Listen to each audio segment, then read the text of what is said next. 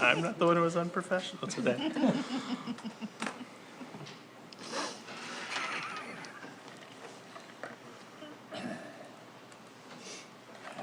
Okay. Good. Welcome to the Bath Charter Township Special Board meeting for the Board of Trustees today, Monday, April 27th. We are getting started here at 6 o'clock p.m. with the roll call. Mr. Fewins-Bliss? I'm here. Ms. Butler-Challender here. Ms. Hagerman? Here. Ms. Kellerman? Here. Mr. Kotke? Here. Mr. Rosekrans? Here. Thank you.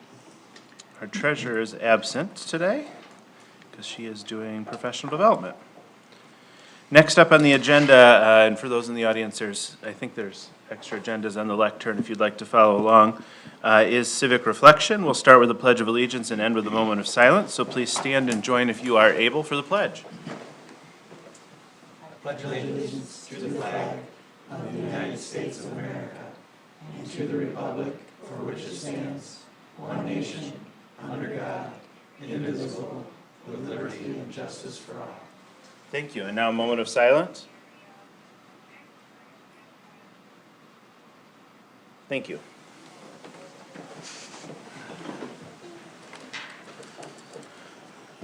Item 3 on the agenda is the approval of the agenda. It sounds like we have a motion to make a change, though. I would like, if you're referring to me. Yes. Okay. I would like to propose moving under number 14, new business, AA, the Bath School Museum, intern payroll from a discussion to action. My rationale for that is, I believe we, as a board, have already taken this action in the past related to this, so I thought that that wouldn't be unreasonable, and it would help the museum with their timelines a little bit to get their project going. I just have one question. I don't remember how it was posted on the special meeting. So it was posted just as it being an item on the agenda, and it said that it would be for discussion or action. Okay, So thank you. we should be good. Okay, I'll make sure, yeah. Was that a motion? Yes? Second. Was the motion to approve the agenda with that change or just to propose that change? With the change. With the change. Okay. Who did you give the second to? I don't know. Second. Sure. Sure, you're okay with that? Yeah. All right, so then 14 large A, small a would become 14 large B, small c? Gosh, you confused me with that. I know, all those letters and numbers, it's like Sesame Street all over for you. You told me it wasn't gonna be hard. All right. Any other discussion? All right, hearing none, we'll take a roll call vote, or no, voice vote on approving the agenda with that change. All those in favor say aye. Aye. Any opposed? All right, that motion carries. We have ourselves an agenda. Any disclosures of conflicts of interest this evening? I'm on the Basketball Museum Committee. Noted.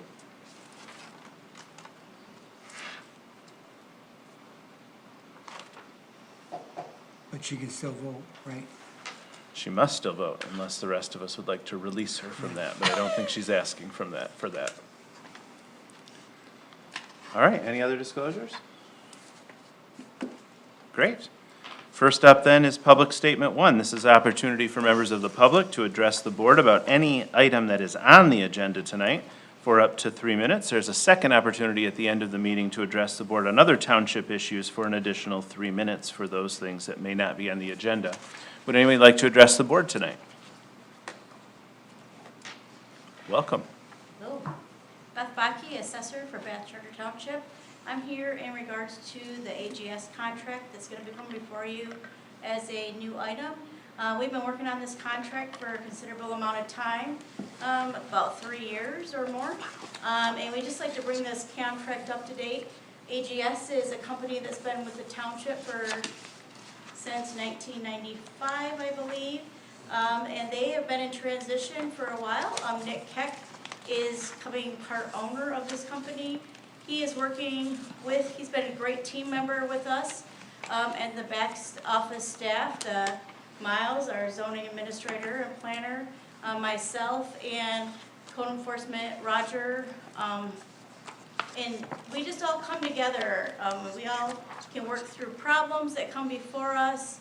It is a great asset to that. He brings his knowledge and understanding of how things work, and it's just a great team, great harmony, and I think it'd be very beneficial to our township to stay with AGS as our building and building department.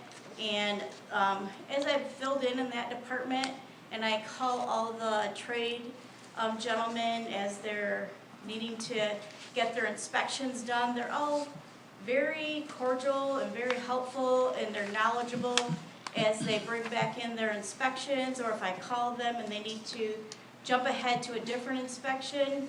They know our township and they know their jobs and what they need in that function. And they all work really well together. He's brought that whole company to a new level, and I think as the technology develops, Nick's gonna bring that company to a whole nother level again. So I think that it will be great for Bath Township to stay with that company and to just keep watching it grow. Thank you for your time today, I appreciate it. Thank you. Thanks, Beth. Other members of the public want to address the board? Seeing none, we'll move on to item 6, which is items from county, state, federal, and other agencies.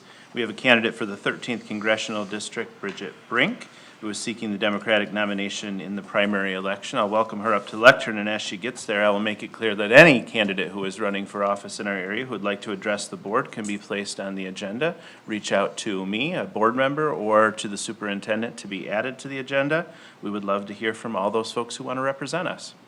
Take it away, Ambassador. Thank you. Thank you so much, Mr. Supervisor. Thank you to the whole board for having me here today. It's great to be here, and I just appreciate your public service, and also appreciate the members in the audience, firefighters, trustee, I think you said you were, Beth, and police officers. My name's Bridget Brink, and I'm running to unseat Tom Barrett in the 7th Congressional District. Not the 13th. Not the 13th, but that's okay. Oh, it We're does in the say that. 7th, I'm so sorry. this is our district. I should have caught that. I'm a 6th-generation Michigander. My family comes from the 7th District.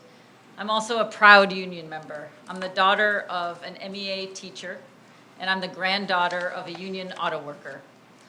For 28 years, I was a Foreign Service officer, and I got to serve around the world, to serve our country, help keep it safe. I served in war zones. I was on President Obama's National Security Council. I became ambassador twice. But I resigned under President Trump when he was appeasing Putin. I'm doing this race and I'm running for office because I had the privilege of having the American dream. I got to follow my dreams, and I will fight like hell to make sure that every person in our district gets the same. I think we need to flip this seat and help take back the House. I think that Bath Township and our entire district deserves a representative who's going to stand up for these counties and local offices and be present, and I don't think that's happening right now. I would love to earn your support. I would love to earn your vote. I'm available 24/7, and I want to say, if you're interested in my race, I'm at bridgetbrink.com. My campaign manager is Sam, right there.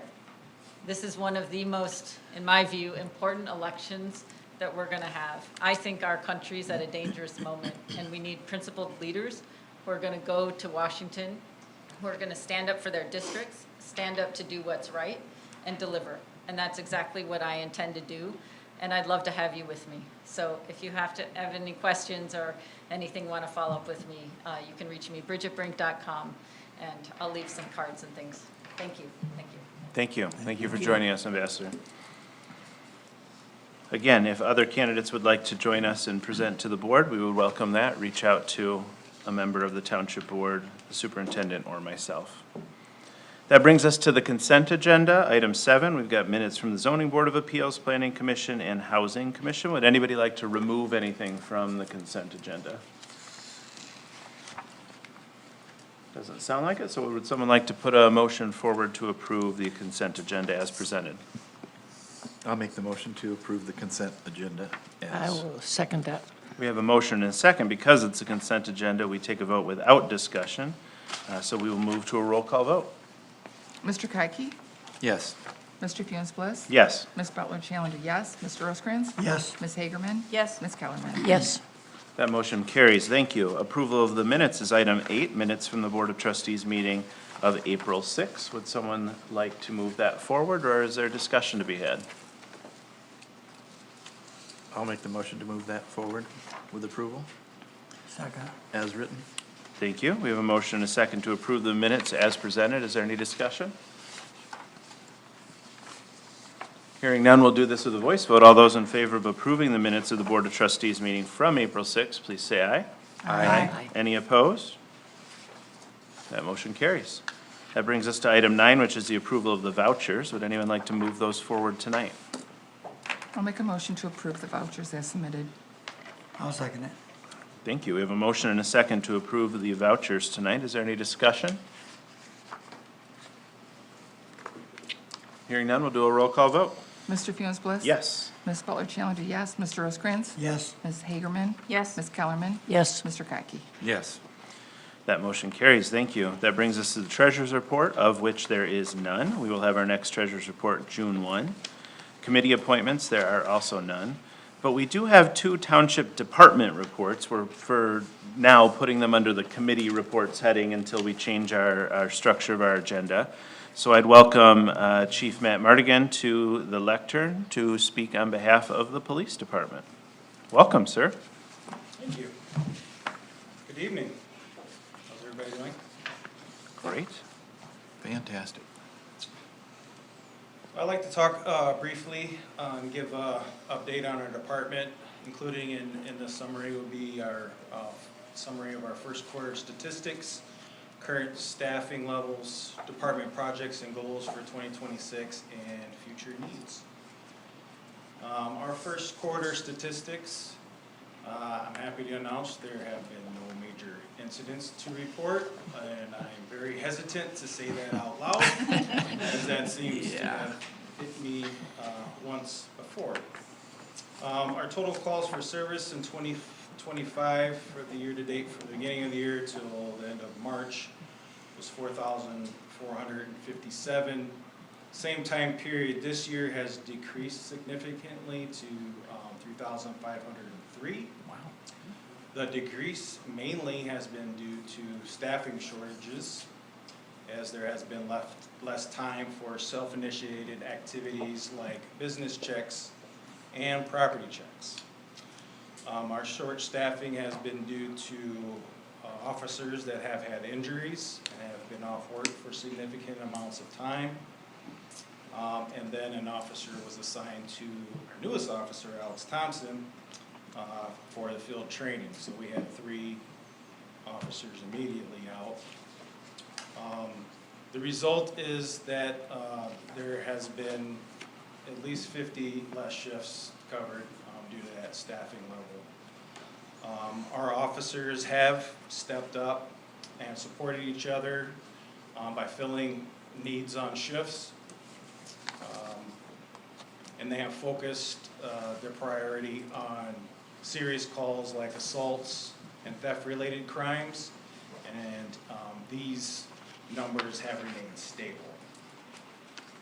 Even though our staffing level has been down and some of the self-initiated services that we provide have decreased, we have maintained a presence in various things throughout the county. One of them is our county-wide core training. This training provides all the requirements through MPOLs for the officers to retain their licensing. There's a certain amount that the state requires. So Lieutenant Hamilton has been very important in that process and is involved with a committee, and they plan the training and they do it 4 times a year. We also have a representation on the Tri-County CIT board, and that is basically people that have crises. It's a 40-hour-a-week training that's put on They try to do it twice a year. Sergeant Miller has been nominated to be on this board, so he gives Bath Township and Clinton County representation.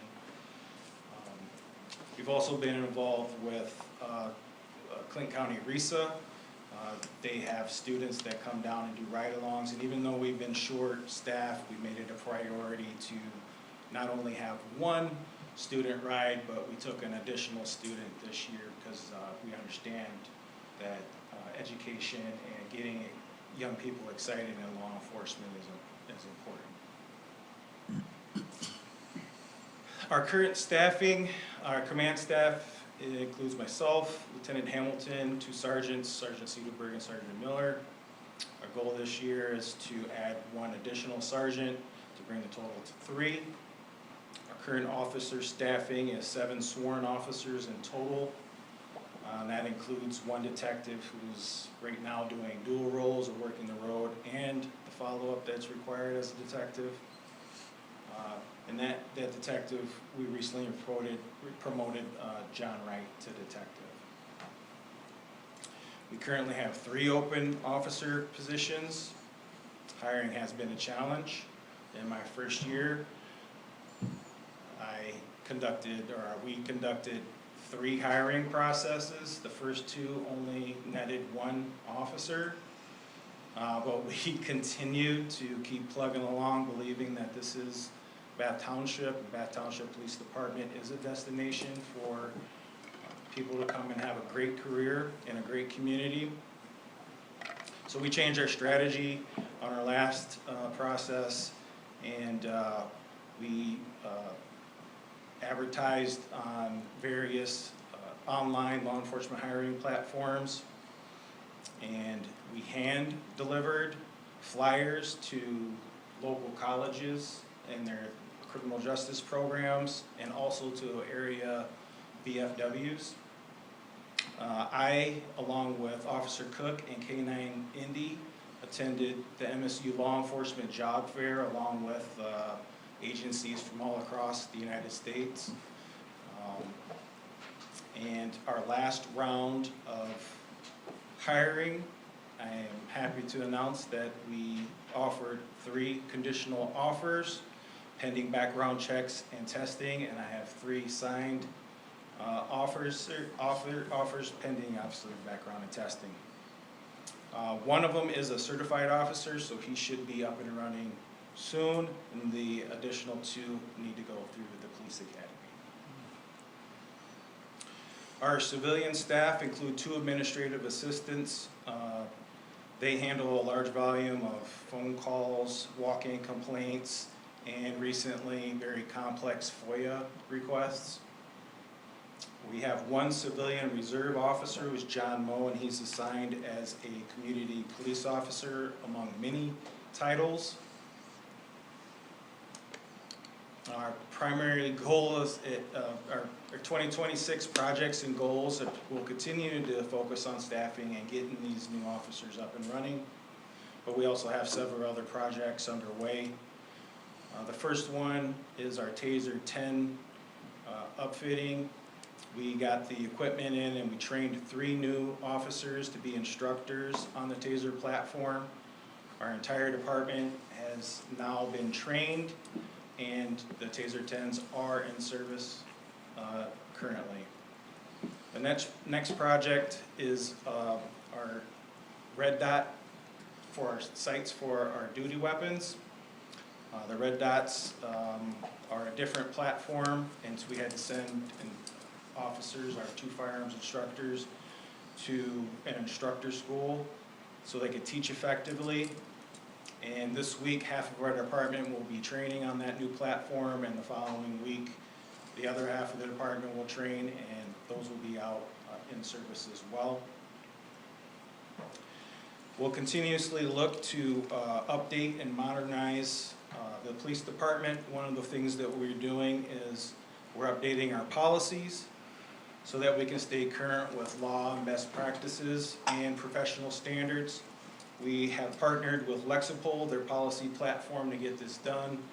It's a very complex project that we are working our way through, but I'm hoping to have this completed mid-year.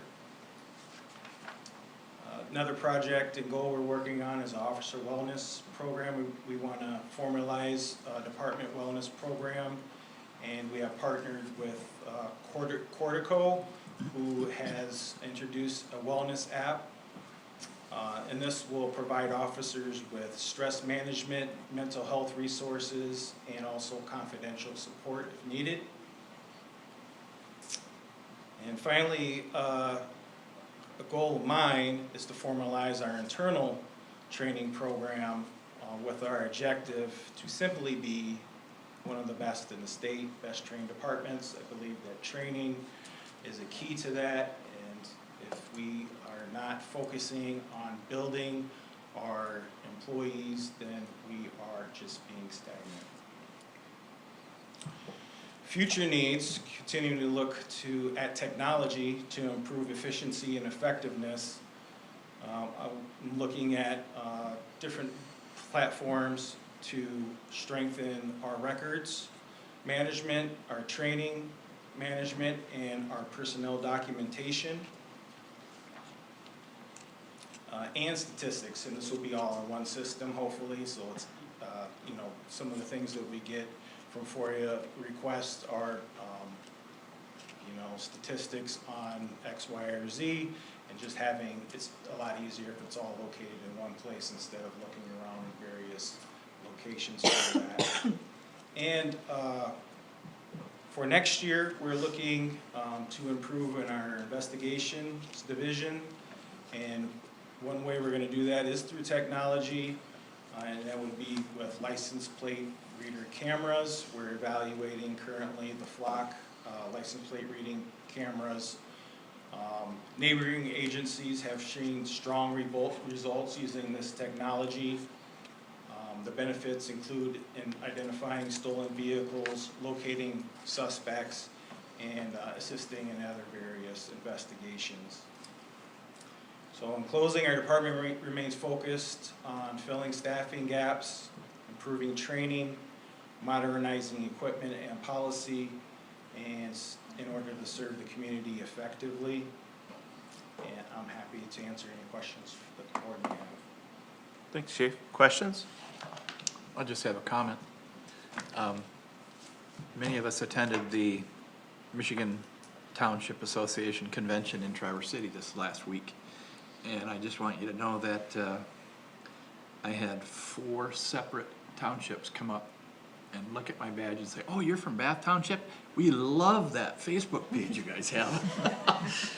So I also got that. accolades for that. Well, thank you. I get that a lot too, and I'd be remiss to say if that's not something that we're working on too. There's various other projects that we're doing.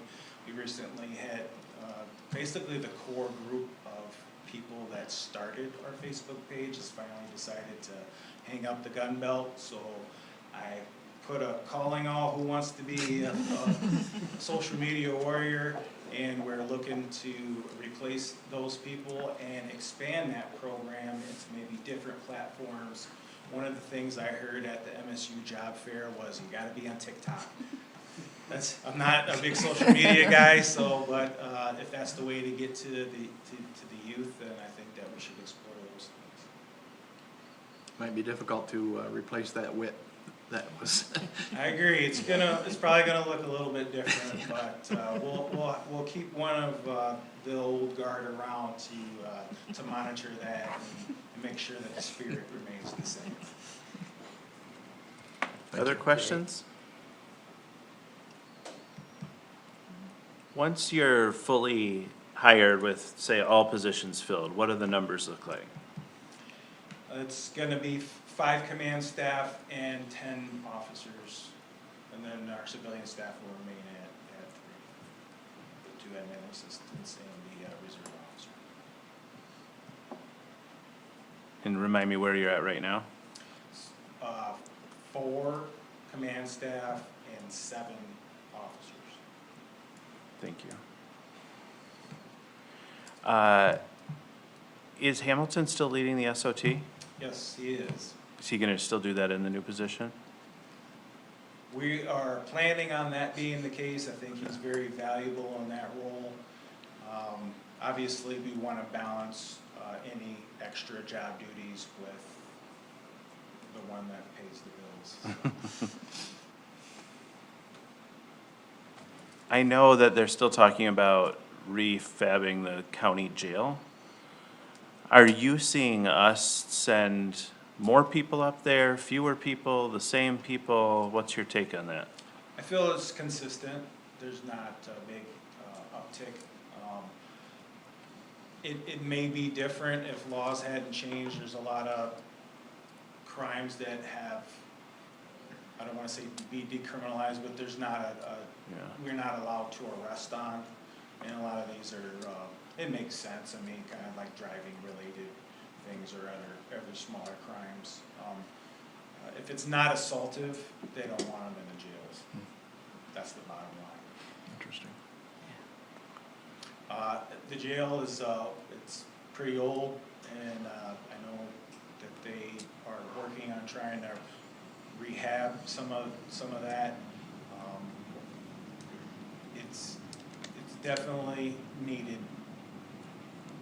It's gonna cost like $100 million. That That wasn't an exaggeration. I just want to be clear. It's actually No, gonna cost I- $100 million. I understand, and then my understanding is that they wanted to build a new facility. Yeah. And that is probably 3 times that 100 million. Yeah. Imagine what you But could they're- do with they're $100 million. basically working in a, who they contracted to build that, my understanding, built schools. So it's very similar to a school and not necessarily what they need for a jail. Great. How is your budget? How you feeling about that? I feel good. I feel like we are supported by the township board, and I don't have any issues right now with our budget. Great. Thanks. Any other questions, folks, comments? Good job. Keep up the great work. Thank you. Glad to hear from you. Thank you. Next up is our fire chief.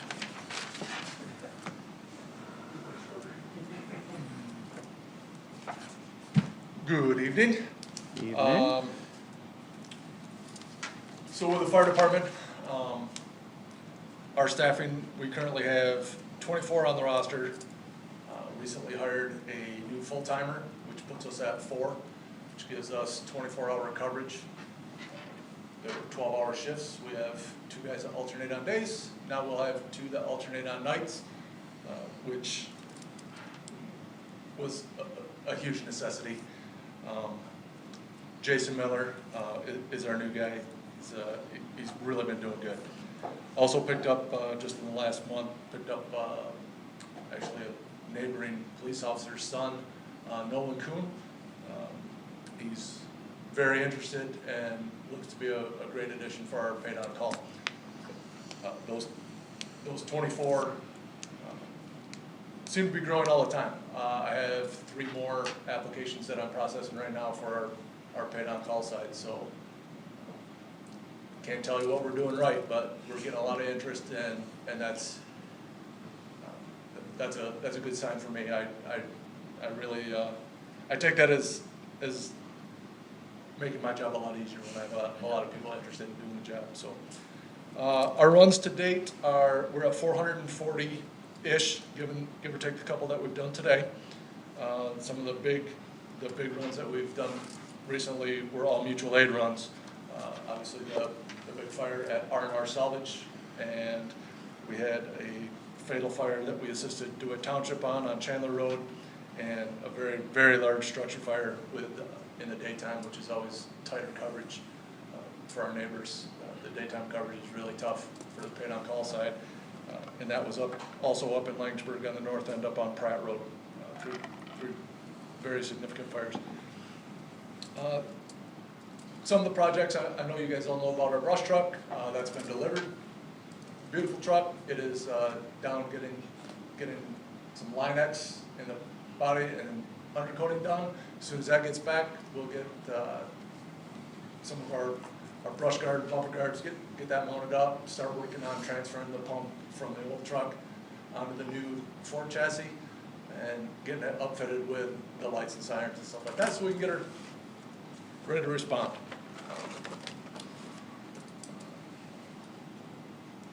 Also, because some of the big projects we have coming up in the near future, obviously, we're looking at, we're gonna have to be replacing an engine or pumper.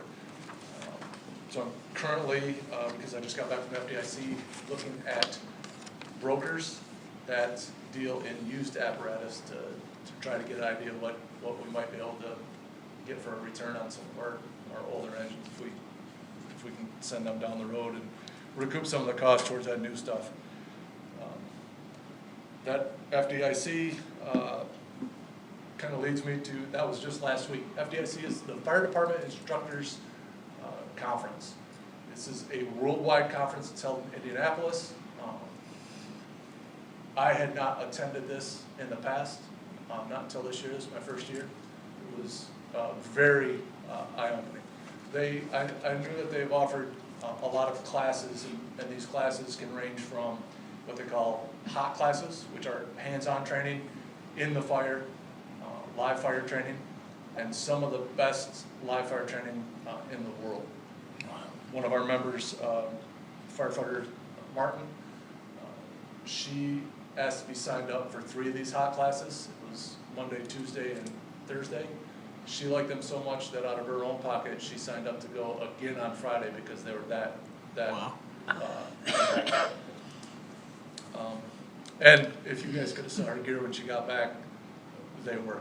It was impressive. It was impressive. But also, firefighter Dunham, April Dunham, attended a lot of the classroom style training that was down there. And I sat in on some of those, and again, phenomenal training to hear world-renowned speakers talk about things like going after grants and reading smoke and some of the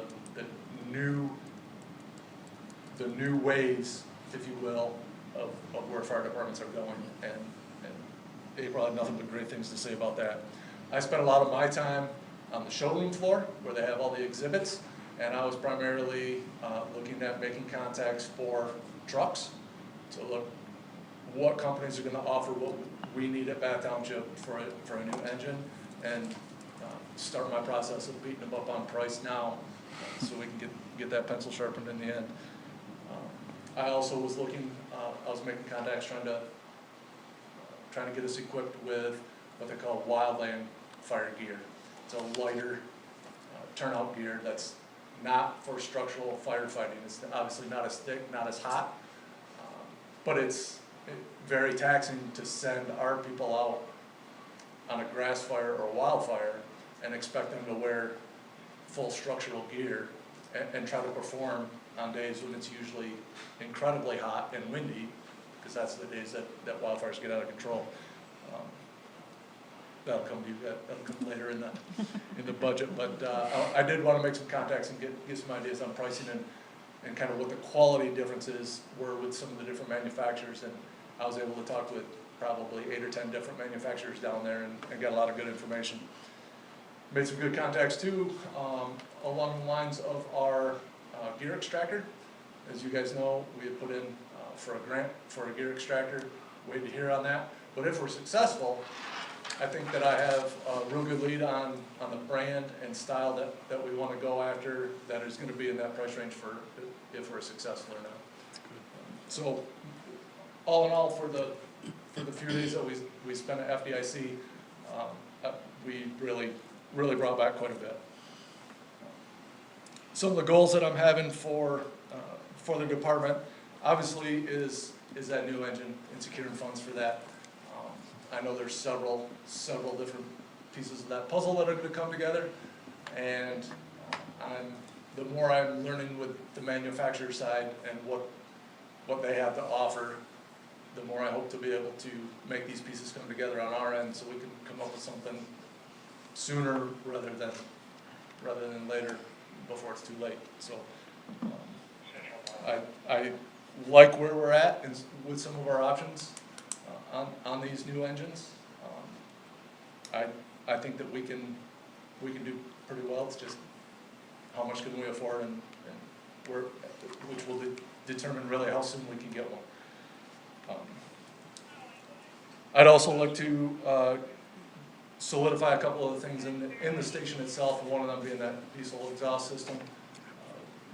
There was only a couple down there, but I think that exhaust mitigation system into the station is kind of a building block to be able to take the next step, to be able to get 24-hour coverage or 24-hour shifts and have people living quarters in that station to be able to respond that much sooner. But again, that's the building block. We got to take baby steps, but I think we're good on that. I think we're going to be very close to that, and we have some options if the grant doesn't come through. We still have a couple different options to be able to secure that. As a department, there's a couple things on communications that I'd like to shore up. We're constantly in need of upgrading radios, right? We have a really good base of radios, but there's probably still 6 to 10 members that are using a very old radio. It's in the budget, and we're replacing those kind of cyclical, getting as many as we can, and mixing that with the speaker mics on some of the old radios to improve the performance there too. Along the communication line, none of our SCBA masks, the masks that we wear to go into a fire, none of those have what they call a voice amplifier on them. It's an electronic box that when you speak into it, it comes out on a speaker so everyone can hear you. That's obviously that's a priority for me. Being in a command standpoint, it's imperative that I understand the message that's being relayed from inside the fire. And it's another avenue that we're looked at for grants, but it's also something that I want to keep moving forward. We've had a neighboring department that had switched the style of SCBA that they went to, and they were able to give us a handful of these so the guys can try them out and test them a little bit, and they can see the importance and how much clearer that communication is. And obviously that's been pretty positive.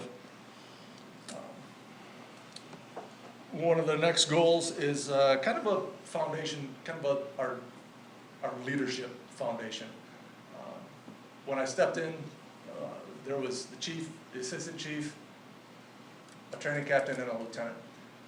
We've since, our training captain has I say been promoted. He's moved on to Florida. He's taken a bigger role in the fire and EMS world. He's gone down to be a flight medic down in Florida, which is a great opportunity for him. It's a big loss for us, but it also opens up some of the promotions and my need for developing the next leaders of our department. So we have 2 firefighters right now that are taking fire officer classes. This is like a couple month program to get through just fire officer 1. Fire officer 1, if they can complete that, then they can move on to fire officer 2. After that, they can move on to fire officer 3, but that's usually chief level and administrative stuff. I don't expect them to try to tackle that immediately. But we do have a couple that are taking the fire officer class. It will be a priority of mine to get as many of the informal leaders of that department into formal leadership roles. And that'll come through training, that'll come through getting them through classes, getting them through their certificates, and really opening up those doors and nudging them along to become the future officers in our department. Along those lines, I have 2 lieutenant's positions and a captain's position that will be open for promotions, and that process is going to change a little bit from maybe what you guys had heard in the past or what you might be used to. I'm going to develop an actual testing process where they will test their knowledge, both fire-based and leadership-based and interpersonal skills, and then have an interview panel. Some of my contacts from other departments will come in, outside contacts that our members have never met before, so they can get an unbiased evaluation of them, and we'll put them to the grindstone. We'll put them in positions that make them uncomfortable and see their decision-making abilities and have an unbiased panel decide who's going to be the best for our leadership. I'm going to get away from the tapping of personnel to be in that position. I think that will take away, I think that took away from the legitimacy of that role, of being a lieutenant. I think that if I just assign you to be the next lieutenant, there's several negatives that come along with that. And I think going through this process will change that, and it'll just kind of bolster that desire to actually be a good leader for our fire department. Some of the training that we have been working on, we've actually partnered up with some of our neighboring departments, and in the past 6-8 months, we've gone into East Lansing. They've got a great new training facility that they've invited us into. We have members over at the DeWitt Township doing firefighter 1 and 2 classes. We've had members going up to St. John's for fire instructor classes, which I really like. I like the fact that our guys can go to other departments and show their skills and abilities, and that really builds a relationship between our departments, and I can already see the benefit of that relationship. We've also had personnel that have attended some specialized training. We had a member go down to Kalamazoo, Gary Sinise, who is an actor you may know, Lieutenant Dan. Very, very big. He was a FDNY member, a New York firefighter, retired to go into acting, but he has a very strong foundation that really supportive of firefighters. Offered a free training, but you had to go down to Kalamazoo for the weekend. Tough to get into this. It's an application process to get into the class. We had a member get accepted and spend 2 days down there doing really intense truck operations, search and rescue operations, and I want more of that. I want our members to branch out like that. Every time that one of our members goes to a training like this and trains with other members from across the state, they realize they're not just from Little Bath Township Fire Department. They realize I'm as good as anyone from Grand Rapids. That's right. I'm as good as this guy from Detroit. I belong here, and that's what I want to see, and I love that fact. We're going to be putting more people through those types of trainings, but it is sending them out. Obviously, there's nothing local to do with the bigger trainings like that, but they're excited to do it, and I'm excited to send them because I see huge benefits. One of those benefits is bringing what they learned back to the station, right? If I send a member to the Gary Sinise truck operations, she comes back in our next training, she's training our guys, right? So even though not 30 members don't get to attend that training, 30 members get to benefit from the highlights of that training right here in-house. And not only does that obviously benefit all of our members, but it benefits the member that went to put them in that leadership role, and they take on that teaching also. So I've been very happy with the way that's been turning out too. Some more training that is coming up is some ABI training. The call that we hope we never go on, but if you do, you better know what that you know. And up in St. John's, Clinton County, was it the Clinton County Police Association that had kind of spearheaded that? Tri-County ABR team. So they, a very small piece of it is our rescue task force, which is how police and fire will mesh together on one of these horrible scenes and actually do the response into the building, and how the movements are and what needs to be done and how the communication is going to be. If nothing else, if our members can get that, they at least have the groundwork for one of these responses, right? If we go into this blind, we're gonna fail.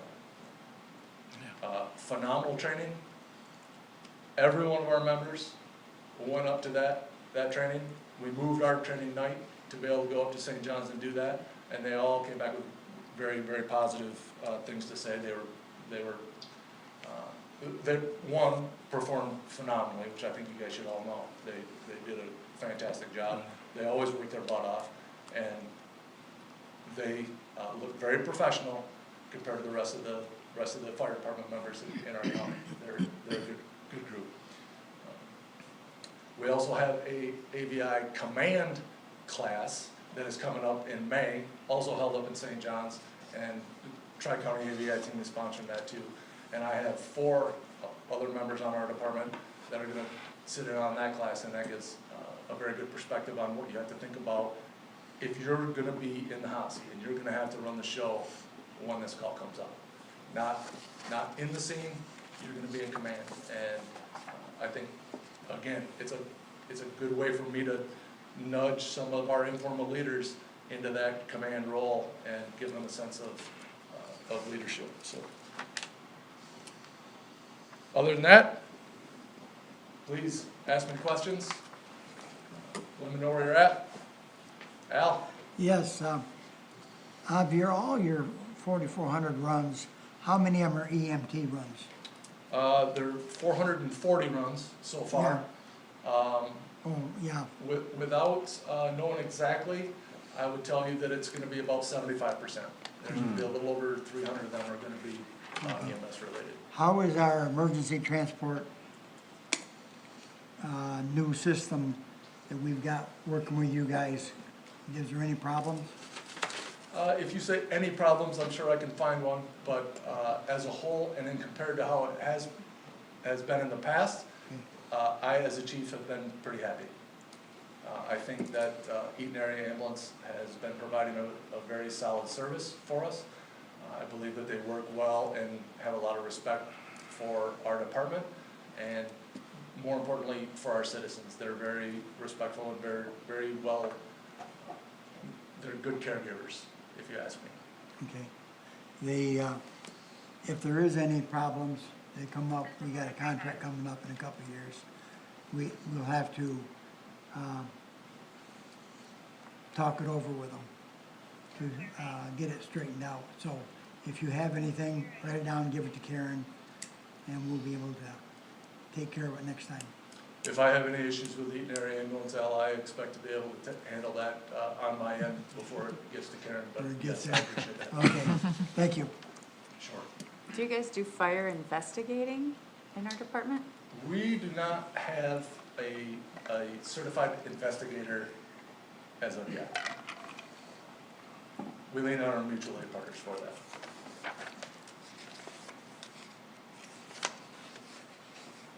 I just want to make a statement. I appreciate and envy your enthusiasm in your job. It's, you know, you've not been here a long time, and you have jumped in with hands and feet. I appreciate it. How are you feeling about your budget?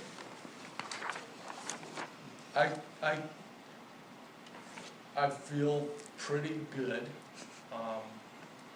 I can use more. Sure. Yeah, I mean, if I had more, then there's that many more trains that I can offer. There's that much sooner I can replace equipment, but I also understand the constraints of tax-funded budgets, and it is what it is. I think that where it's at, the improvement from years past, I think has given me a very, very good base to work from, and it has allowed the guys down at the bottom of the hill a lot of opportunities that I don't think that they've had in the past. Have we heard anything back about the insurance payout from the plane crash? No. All I've heard is, in speaking with a couple contacts through the aviation industry, that it could be a significant amount of money. We should get interest on that money then. a couple of years might not be out of the question. Well, I'm gonna keep asking.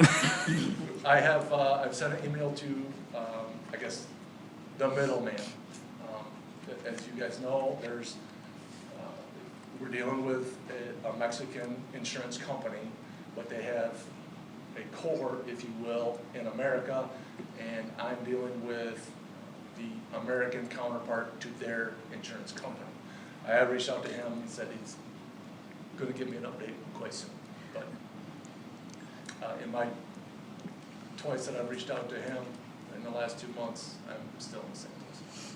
How long are you gonna have to, you have 2 outstanding grants right now that you've written and submitted? Yeah, we have one that is submitted, Okay. one that it opens up June, and then if AFG, when the Department of Homeland Security ever gets funded, and AFG opens up, that's ready to submit also. So we have one that is submitted and waiting. We have 2 that are ready to submit when they open. Other questions or comments? I'm all set. Thank you, nice work. Thanks. Yes. This was very helpful. I somehow think we should applaud. Yeah. For both of them. Truly. Item 13 is unfinished business. Items for introduction and discussion. We start with the revenue generating mechanisms.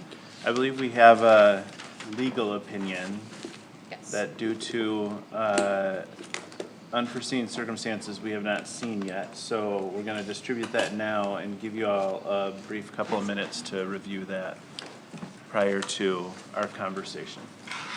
And this is functionally the request that we made of our attorneys to what are some of the things we need to think about as we think about some of these revenue generating options that you all discussed more in depth at the last meeting when Kate was serving as your chair.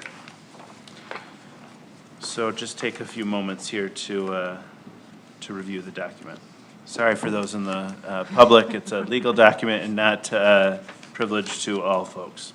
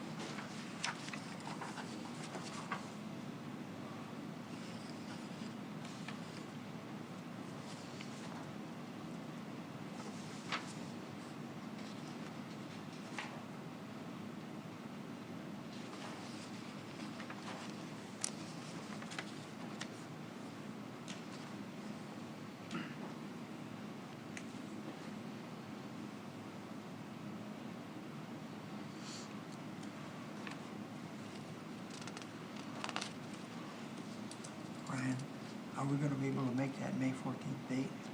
That's one of the things we need to talk about.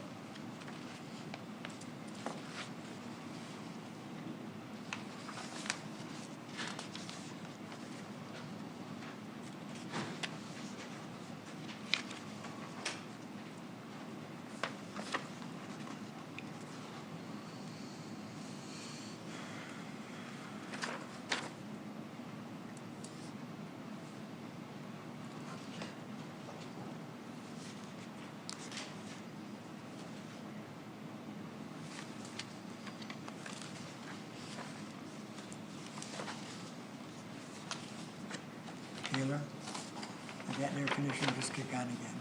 Yes. I have it on 72. Put it on 74. Yeah, I'm gonna.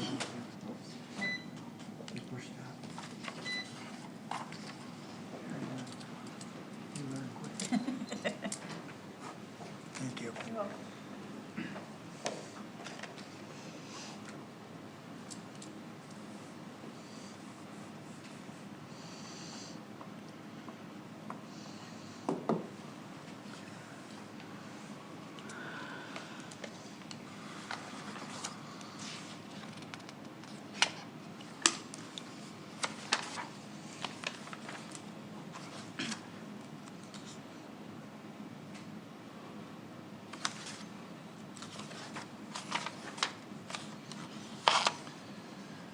lot faster than I do.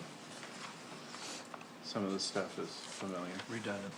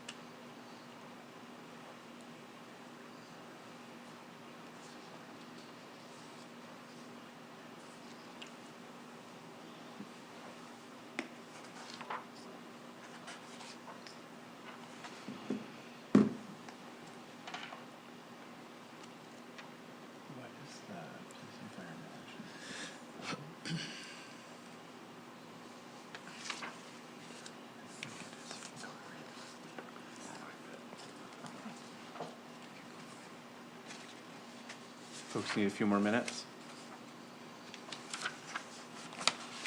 I'm on exhibit C. Okay. You're really getting your letters worked out tonight? Yeah. You didn't tell me there was gonna be homework. I didn't. Well, it wasn't, it was classwork. Yeah.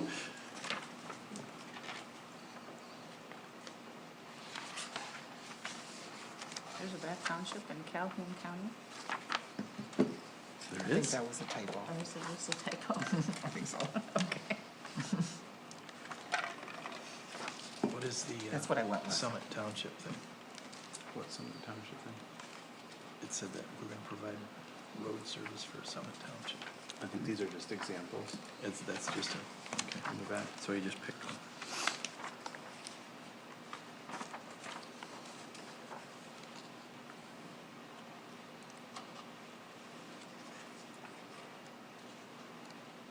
Oh, yeah.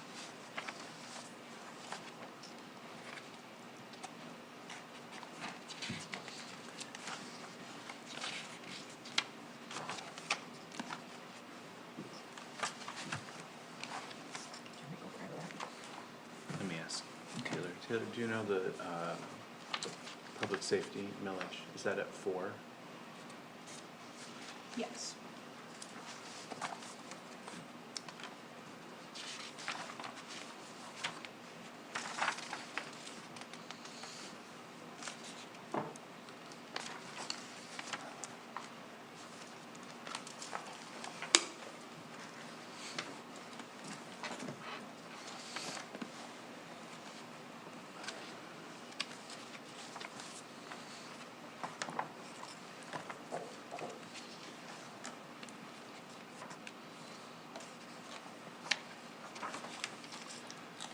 It's like that Bath Township clerk's gonna really be busy. I see your name on all of these. That's the problem with being a clerk.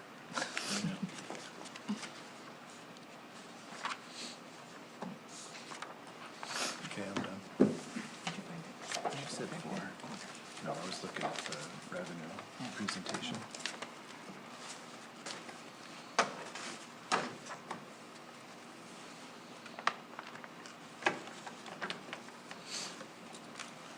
All right, shall we chat? So we've got some options. You all mentioned some specific options at the last board meeting. This was generated in response to that, what we would need to do and what we would need to think about for these revenue-generating options. I think you all had indicated that our primary interest was in increasing the charter millage back to full amount, perhaps a road millage, and then there's a couple of other ideas in here as well. As a reminder, the hole in the current budget that we are filling with fund balance is about $500,000. So we would be looking to fill at least that amount if we want to end the use of fund balance to balance our budget each year, which I think we all have agreed is what we want to do. So where do we want to start?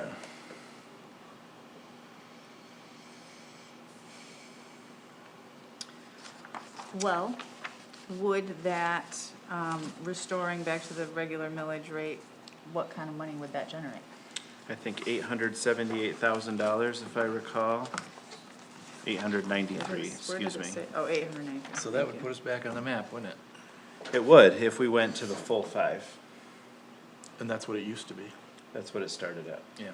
And it hasn't been increased for, do you know when it was increased the last time? I don't think it ever has been Yeah. increased Yeah. from our evidence. What is it, 12, 15 years we've been? No, It's it's like 40 years or 79 something. or something like Yeah, that. longer than I've been alive.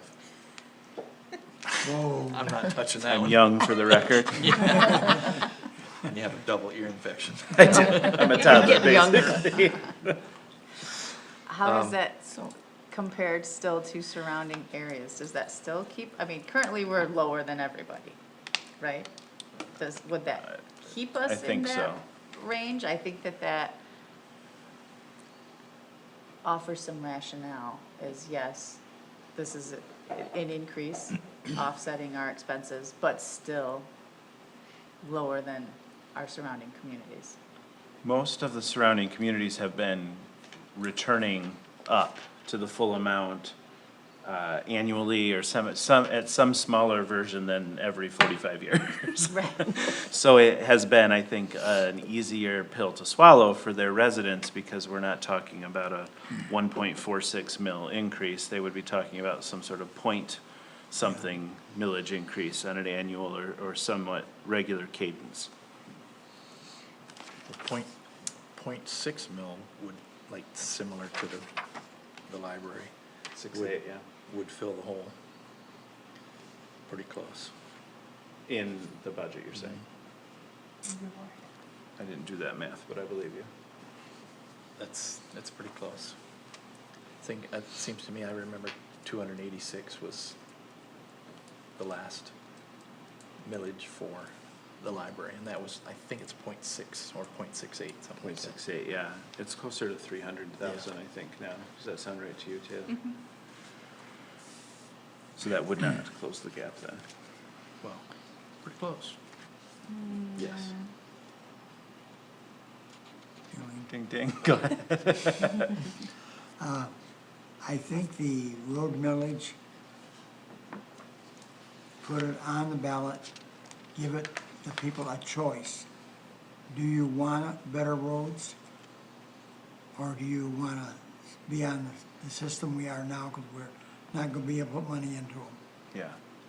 And we have an awful lot of people that live on blacktop roads, and these other roads aren't gonna stay good long, and they're gonna be going because of our winters.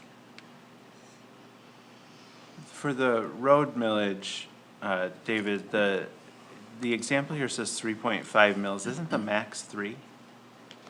I'm not sure if the max is 3. I know that number was just picked for purposes of an example. It may be for roads capped at 3. I'm thought pretty it was sure we were told it was 3. 3 you could do without a vote. You could do it as a special assessment.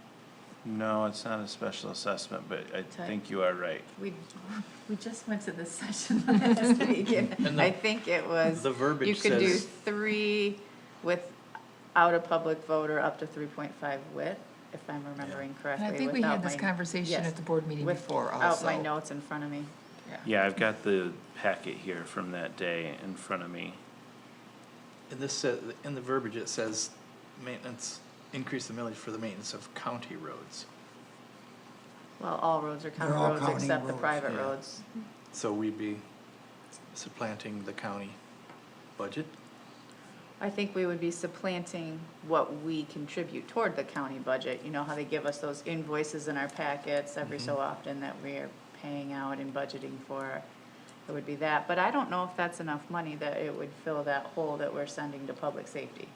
They're only giving us about 120,000 a year In matching funds. in matching funds. And then we just lost the gas tax thing too. That goes directly to the county. Yeah, I wouldn't say we lost it. It never came to us. Well, yeah. I found the answer here. The township board of any township may also levy a property tax of not to exceed 3 mils without submitting the question to the electors of said township for roads. So you're right. It is a millage, but it's, But I think at least if 3. you give them a choice, if they vote for it, you're gonna be a lot better off than if you don't give them a choice and just put it on them. Yeah, that's true. Our main roads are in pretty good shape. Our gravel roads need a lot of work, but we need to put more blacktop roads in. do you, it feels to me that 3 might be high. Because if 3.5 gets us 2.1 million, I mean, that's an incredible amount of money. It wouldn't be that, because it would be slightly less, Yeah, but you're gonna, And these are just examples, so we could go to 2 or, But Well, again, that money can only go to roads. Right, And I don't exactly. think that that fixes the budget issue that we're currently having, which is No, we're it don't. putting too much money to public safety out of the general fund. it helps Not out. fix it, but It not helps fix it, fix but it, yeah. I don't think it would fully, And what was the actual amount we put into roads this last fiscal year. 300, I Was it think, 300? I was gonna say, so you would be compared to quadrupling. the 500 that is going to public safety. So it would help, but I don't think it would alleviate that issue. Plus it sort of specifically earmarks that money only for roads. But the northern part of the township has a lot of gravel roads that a lot of people live on that need to travel them roads. Dave, the math here is right, though, right? It's not just random numbers as an example? Okay. So then if my loose math to fix this, if we went down to 3 mills, it would be 1.8 million. For the first year to raise it all. For the first Yeah, year. It's but then first year, but we don't. would come down for Headley, but like that would be the amount approximately annually, which does feel aggressive. It, very much so, and we're talking about two different things here, you know. Yeah, I mean, do we do a mix? Do we try to recoup our Headley rollback in its entirety? Do we try to recoup it in some small part and also do the road piece? These aren't necessarily. I think I'd like to see either incremental on or. both, you know, not all at once. I mean, if we did the Headley recoup, that certainly is enough money to offset general fund plus some that could go to roads Yeah. Yes. or other projects. You may not know it, but we had a special assessment for all the riparian owners around the lake for the water control structure. I do know, because I helped put it on you. Yeah, I know you did. And it was, oh, that's right, you were back then, weren't you? Yeah. And that just went off, we just got that paid, and that was over $300 a year on our taxes. Was it 12 years it was on there? It was 12, yeah. That adds up, And there were 120 of us, as I see on the special assessment, so. Plus the township, we were part of The that, township too. was part of the We have a 120, bunch of yeah. land. But if we do the millage, the mills, we could also put that towards the police and fire. Yeah, Right, that so would that be, would help. So that would be- That's the advantage of the mills, is you can just spend it on anything What that you, needs where you need it. This year you might need this, next year you might need this. you can divvy it up. It means that we can put the police fire money to the police fire, or, well, I guess the police would fire be money it was- just is the police fire, it's Yeah. not enough. It's not So enough. we Right. can Could still we always do that? supplement. But it's We much would still be closer than it used to supplementing it, be. But we Yeah, have more money yeah. to supplement it with. Yep. Okay. Well, like the roads that for $3.50 a thousand on your millage is not an awful lot when you hit one pothole and tear the front end of your car up, and it costs you 10 times that. But that's $350 on a $100,000 property, so that's not chump change, you know, for having to increase your Considering there aren't taxes. that many $100,000 properties in Bath Township anymore. Well, that's true, they're all. No, I think what Al is saying is you're gonna pay that amount if Yeah, you yeah. hurt your car. Okay. It's, But I So guess the maintain it. question is, do we wanna commit the revenue increase solely to roads? Oh, I'm not saying I would just say this no. one. No. I think we should No, give make your people a choices. choice at this one, and then if you wanna put the other one in, that's up to you guys. But, I think we got more than one we gotta do. I worry if we do more than one at a time, we may tank both of them. We could do one year and then ask a road millage the next year. Or ask the road millage When do first. we have to ask for the police and fire one again? We put it on a long time, 5 years. 5 years? So we're, But how, I mean, we're already a year into it, right? yeah, so we still have 4 So of we that. still have a couple other years. Well, we don't have a meeting before we have to make a decision. right? I think it's the same night, isn't it? Is it the same? Or night? is it 2 No, nights I think later? your next meeting's the 18th. The 18th, Deadline okay. is the 14th. Yeah, so I The think August one. we have, I don't know, unless we wanna have a special meeting, I think the August ballot is a wash. But we could put it on November. This is your best chance. What do we have to do to get it on the August ballot? Pass the May language 14th. by May. Well, earlier than that, because legal has to look at it. and True. It's gotta be approved and everything, and then it's. Well, Legal wrote it, so. I was just gonna say, Right. they wrote it. So does anything need to be changed? Right, Yeah. right. They should change Summit Township in Calhoun County, I think. Yeah, correct, the examples that are in the legal opinion are more for demonstration Yeah, purposes. These right. would not be up for action, and I don't think we could do that. We understand. At the special meeting, but to the extent that this board wanted to try to get this onto the August ballot, and we could quickly turn around the necessary language for purposes of a special meeting addressing that, so that we could do that.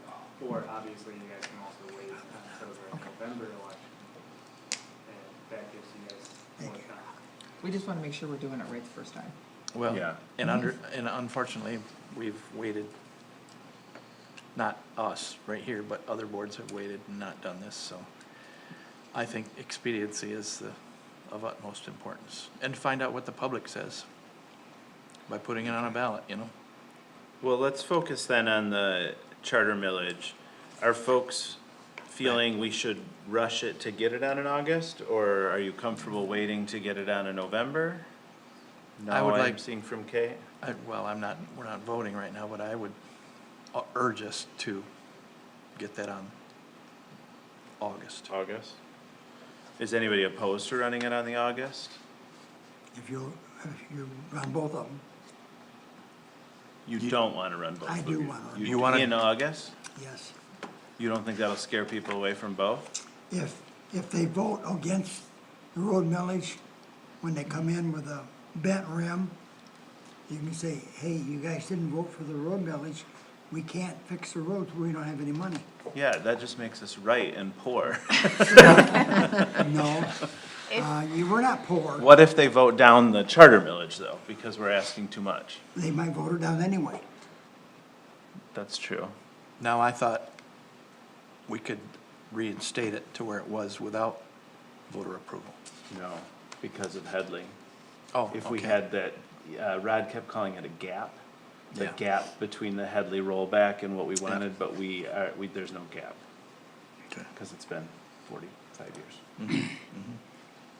So, there's interest in August. How are you all feeling about the rate? Do we try to recoup us back to the 5 all at once? Do we break this up over time? What are we at right now again? 3.54. Well, I'd like to see it at least split up, 2 segments, not all at once. Well, then you are with Al. That's a lot of percentage to raise taxes I'd- in one fell swoop. 1 point.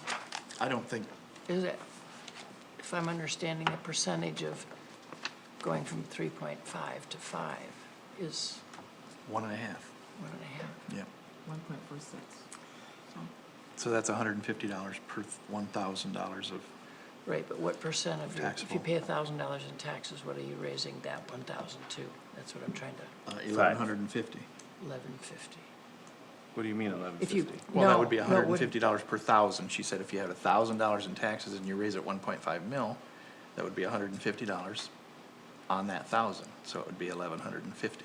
No. No, I don't It's- think so. It's That's what- $1.50 on the 1,000, not 150. Oh, Correct, oh, so, oh, Yeah. so the so increase of, I put 1 0 over Yeah, there too. yeah.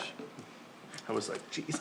so the increase, just for clarity, so the 1.5 mils would be $1.50 on every $1,000 For every taxable 1,000. value. So if your property has a taxable value of $200,000, it'd be a $300 tax increase in the first calendar year that would then be rolled back as you continue. And that's been the issue, is that it was initially established at 5 mils, but then Headley has rolled it back over the 45 years. To 3.5.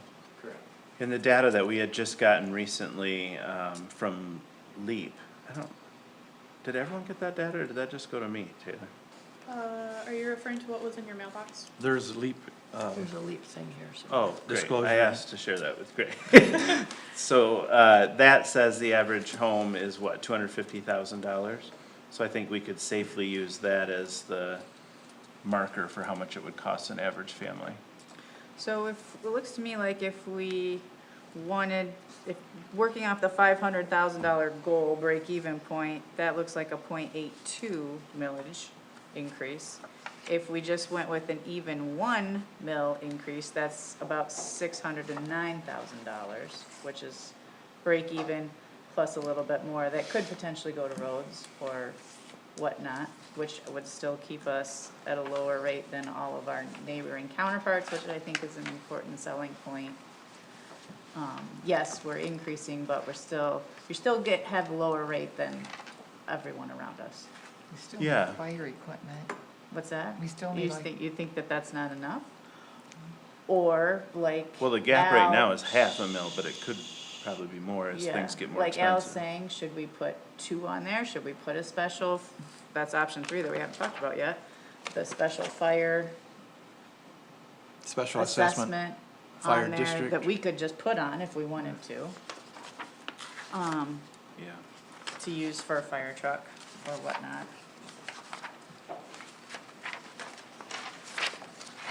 And also, just for clarity, because I think it might be a little bit confusing as you're reading the steps of the special assessment district, that could be accomplished by this board without being placed on the ballot. You guys obviously have the decision to do that, but you guys could also decide to establish that, have a public hearing, and then it would be up to the voters and getting 10% of the property owners to then have it placed on the ballot. So you guys have flexibility there as to whether or not you want to initially place it on the ballot or not, as opposed to the other 2, which I require. It's hard to balance. I mean, we know we need the money, we know we need these things, we know we have to provide these services and we have to pay for them, and we know that, the residents of Bath Township, I think, actually are getting a lot for what they pay in their taxes. But it's also hard to say, to stomach, you know, Exactly. the increases in taxes, especially when it's gonna be a big jump. And it's hard to sell a big jump by saying, well, you haven't had to pay this extra in a while, so you Yeah. should be thankful for that, Blah, blah, blah. right? But, go ahead, Al was before me. Go ahead. I saw you, you didn't need to ring your bell. My heart tells me I don't wanna raise taxes on the people. Period. But my Yeah. head tells me that we have to keep our township in as good or better condition than it is now. So we don't have I don't think we have a choice. Yeah, I Unless we mean, wanna the other let- side of this is cuts, right? Yeah. And maybe we Yeah. still need Yeah. to look at cuts, but that would be the other piece of this. It's just awful hard to tell everybody they gotta pay more taxes, but it's, in the long run, if you don't maintain, you have to redo again. And Yeah. that costs you more, yeah. It's pretty Well, much, and honestly, the cuts will probably go to public service or public safety, because that's Yeah. That's what's where the most money's sucking up going. the budget. Not that it's not important and worth it, absolutely. I think the 2 presentations tonight Yeah. clearly solidify that. Yeah, we But only need more. if that's the biggest line item on the budget, and you have to cut, that's where it would have to come from. Yeah, it seems that when we had that millage for police and fire, what was it, 3 years ago, something like that? It was 2 years. Yeah, it was like 62% pro to raise it. I mean, it was significant, majority of the voting public. So, that could very well tell us how important police and fire is to this community. And nobody wants to raise taxes or pay higher taxes. But as everybody knows, the cost of living is not going down. So something's got to be done if we even want the quality of service and the standard that we have right now to maintain it.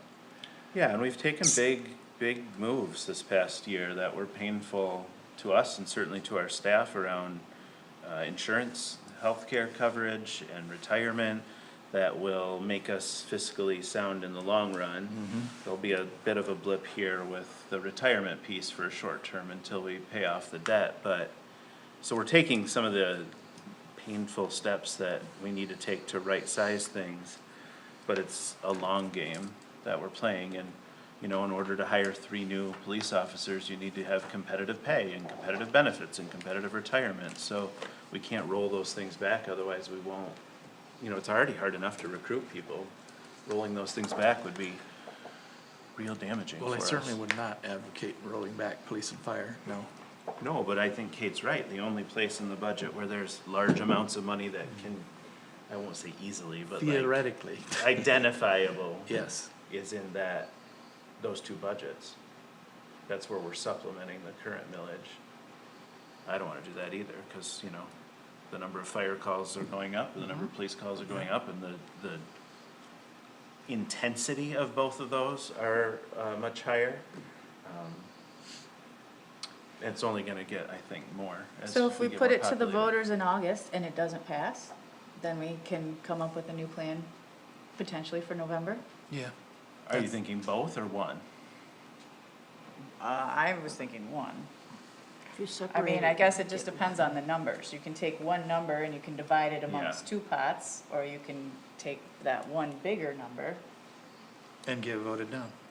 Yeah, if you had two, you might have. I mean, one. yes or no, I mean, we could also, and I think it also depends on the education that we do to go along with it. Informing the public, yeah. we could do a small road millage and do it without the vote. That is still an option. I'm not advocating for it, but that would get us about $300,000 if we did like half a mil. We could ask for it by vote or not. It seems smaller and I'll say less consequential. I don't mean it's nothing, but seems less dramatic than saying we're gonna put 3 mils on you without a vote. But that would get us to what we're paying right now, at least in the roads, and cover that cost. That, what did we put into roads this last? Like 300,000, but I 300,000. think that was a lower year than like It is. I think previous we did years 800 with all the last Western year. roads. Last year was almost $1 million. Yeah, And that Yeah, came out of last the general fund? 2 years ago. Correct. sometime. and that was part of, that government money from, COVID. Oh, Our We had ARPA. 400,000. ARPA funds, yeah.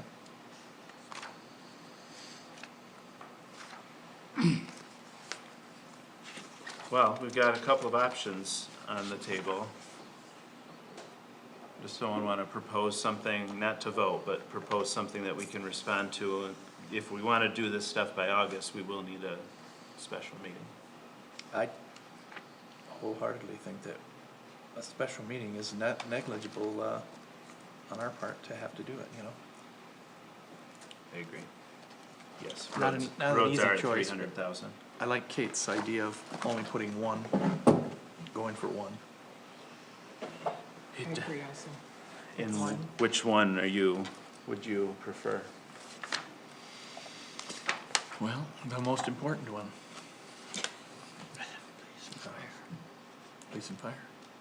That wasn't That's an not an option. option. Not But thanks taking, for the pandering. not Well, taking, back not to what we're taking money doing. away from them is what I'm saying. I agree. I Yeah, think that the general millage in the general gives millage. us the most options in terms of, I mean, all options can raise an equivalent amount of money, but the general fund or the general millage gives us the most options on where to put it. Yes. Yeah, Choices as we need. How to allocate I it. guess I didn't say that while that was where the money was coming, going to, out of the general fund.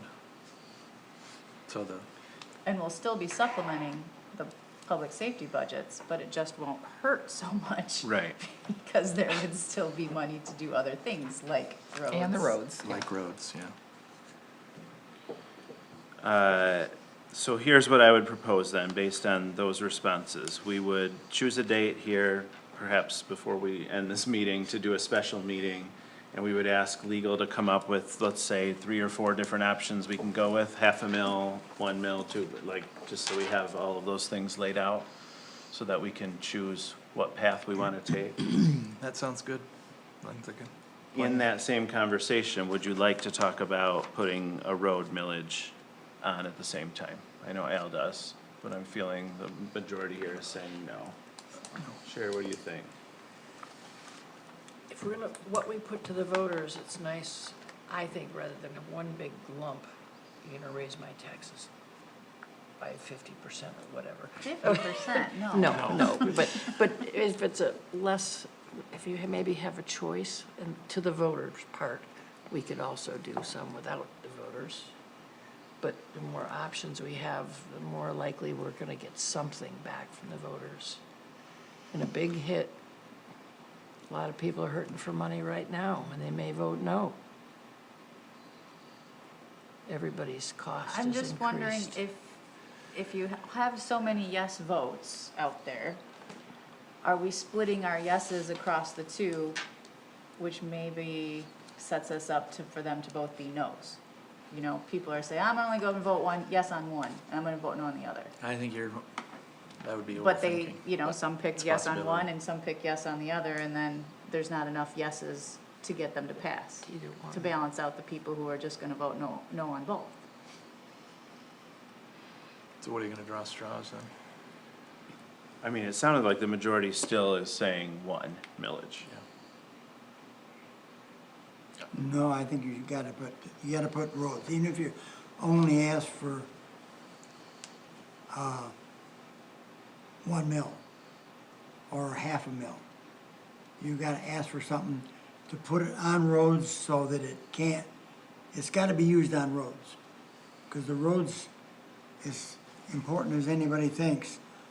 Driving to work and back every day. If these roads go to hell, it's gonna cost us a lot more money. There just doesn't seem to be enough folks that agree with that. I know, but I still feel that way. I understand, and I hear where you're coming from. Is there any appetite to talk about the road millage without the vote? You mean just doing it ourselves? Yes. Could we do What's that, could we do that after the August election? Yes. That's And what's the disadvantage to separating it? Is there the any? disadvantage to separating it? Yeah, to having, We're not voting. that, with not voting on a part of it and putting Right. the rest to a vote. Well, it's not a whole, so that's how I would say, is we're not actually splitting it up, it's two separate things. It's the charter millage or the road millage. So the disadvantage, I think, to running both is, do we scare people off? We're taxing them too much, do they vote no on everything, do they vote yes on one, no on another, but that balances out to no for both? Those are questions, I don't know that we have the answers to those are questions. Do we tank our opportunity to recoup some of the funding we need to close the hole in the budget by asking for too much at once? Is that a fair way to say what you were saying, Kate? That's pretty much right on the head. I think we should ask for one, this is my opinion, ask for one and really educate. I think it has a lot to do with education, because Yeah. if we do the Headley, we can do it for roads, for police and fire, we have a larger. But that's, 1.5 came to my head, so we're not far Well, off. we can't go to 1.5, can we? No, 1.4652 is the, Close to 1.46. Thank you, sir. all right, well, I think we discuss that at the next meeting, if that's okay with folks. Is this But- gonna be the special meeting? When is the or next meeting, though? The next We haven't No, meeting I'm is- saying the special meeting we would Okay. need to hold in order to get this on the ballot by Okay. August, which I understand is what the majority of us would like to see. but we need to know from I can only David, speak for how myself. long do they need, how many days in advance do they need this before the They say, May 14th to decide when our. David, maybe you could tell us that, how Special soon meeting are would you be- going to have to need this Well, decision? So I think from us, for the purposes of the next meeting, we'd be providing you with the language that you guys would approve, and Right. then that would be the certified language that would then be sent to the clerk. I think that we can turn that around by Thursday of this week. Okay, so a Oh, couple wow. days, okay. Yeah, cause I mean, he's got most of it here. Right. I do Yeah. have some Yeah. questions about some verbiage, I but. mean, Thursday, whenever So the a couple meeting is, we'll days, have it. right. The boilerplate is there, they could just put the fine tuning on it. Okay, so if I were to propose that we schedule if I were to call a special meeting sometime in the next 2 weeks, we would provide multiple options for this board to consider to increase the charter millage, to do a Headley rollback. Is that sufficient to what we need to do? Is there other things we want to see on that agenda, or is that where we want to focus right now? One millage ask on the Headley rollback. I think that would be quite enough pill for the public to swallow. Okay, I'm seeing enough yeses. So let's do that. Taylor, do you think we should schedule that meeting right now, talk about schedules, or what would be easiest? It may be easiest to get a quicker consensus than doing like a doodle that may take a couple days. Okay. So Taylor will do a doodle. Please fill out the doodle. And Okay. Taylor, I would empower you to have staff call us if we did not fill out the doodle. And you will, I thought she said it would be quicker to decide now than to do a doodle. Oh. That is what I said. Oh, is that what you said? Oh, I'm sorry. But I thought misheard he you. meant I still want to do a doodle. he was. No, I'd prefer to do it now as well, so if Yes. that's what your suggestion Yeah. is, let's So do what that. about All right, Monday, folks, May open your 11th? calendars. I'm opening my calendar here. For the May 4th. Monday, May Oh, 11th. May 4th we can't because of the election, right? Right. So we already took that one. We already took that meeting Already away. dropped that one. So what about the We could do it 6th? after the election. 6th, You know, if you 7th, wanna or do it that 8th. same week. I thought you were gonna say that same night, and I was No, like, oh, no. Brenda, wow. We'll be here late. You're gonna be here late already. Is there opposition to the 11th, which is another Monday? No, I think it that's works for me. too far away for, 'Cause we'll- For what? We'll vote on it that night, then the next day would be the 12th, which we would get the information to Yep. legal. and then what? and I then don't gotta think get we it- need to send No. it to legal. We would Legal's have gonna it- approve the Yeah, language yeah, they before were. we So vote we on don't need it. to Yeah. send it back to them. But Okay. then So really, we need to send it to the county, is that? County. Ultimately, it needs to go to the county, yeah. So County what clerk. does that process look like? I've never dealt with that process, so I'm not sure. Could we do it in 3 days? I just think it should be done Never sooner did than this later. process, so. Well, he can't, does he have time to write it in 3 days? Yes. He does. Yes. No, he'd have like, They would be written. 12 by the days to 11th. write it. So everything that we would read at our meeting would be in a ready-to-go format. We just have to decide which Yeah. option we want to send. I can't imagine it would take 3 days to turn it around to the Yeah. county. Yeah. May 11th is fine. Okay. If it's approved. Oh, it is? Okay. That'll- If that's, And then Jen would be back too, which I think is important. Yes. okay, She'll be when back. is she going to be back? Next week, I think, right? Yes. Yeah, she's Not just gone until through next week? Friday. She'll be Yes. back on Monday. Well, So can anybody not make the 11th at 6 o'clock? I can't tell you. You can't? I don't know. Okay. I don't know what they're, I'm going in about every other day to get Okay. stuff in the, well, I already have it on my calendar. BOT meeting, 6 to 7. On the 11th? Yep. Did you just put it in? No, sir, it was in there automatically. I think Taylor put it in. Taylor put it on my calendar. All right, then I am going to do what I need to do to call a special meeting on the 11th 6 o'clock. at 6 o'clock Poof. for the one topic of discussing This. the charter millage. Yeah. And then, Ray, I think you're right, after August, we can see what happens, we can determine if we wanted to do something more, something different, if it fails, what else we want to do. Worst case scenario, we can come up with some road money Yeah. arbitrarily. So that's, Or Yeah, fire truck money, yeah, well, that too, yeah. but that looked like it took a little more work. Chief's got that, hopefully. Yeah. Got some good. yeah, that'll answers take for some us. time, I think. Yeah. So- All right, can we move on? That was a good, robust discussion, though. Great. Workforce Housing Pilot and Data Center Workshop. This is interesting, actually. I have been in discussion with the superintendent. We have been getting these pilot requests. Sometimes we've gotten more, and then sometimes they've retracted them. So that seems to be a hot topic right now before this October state deadline. And then we know that across the state, this data center issue is very hot. We know the Planning Commission is talking about it. I think the Planning Commission would appreciate some feedback from the board as they think about ordinances or moratoria or not ordinances to write, rather than them putting something together and putting it in front of us and us saying, actually, we want 10,000 data centers, or Yeah. we want 0 data centers.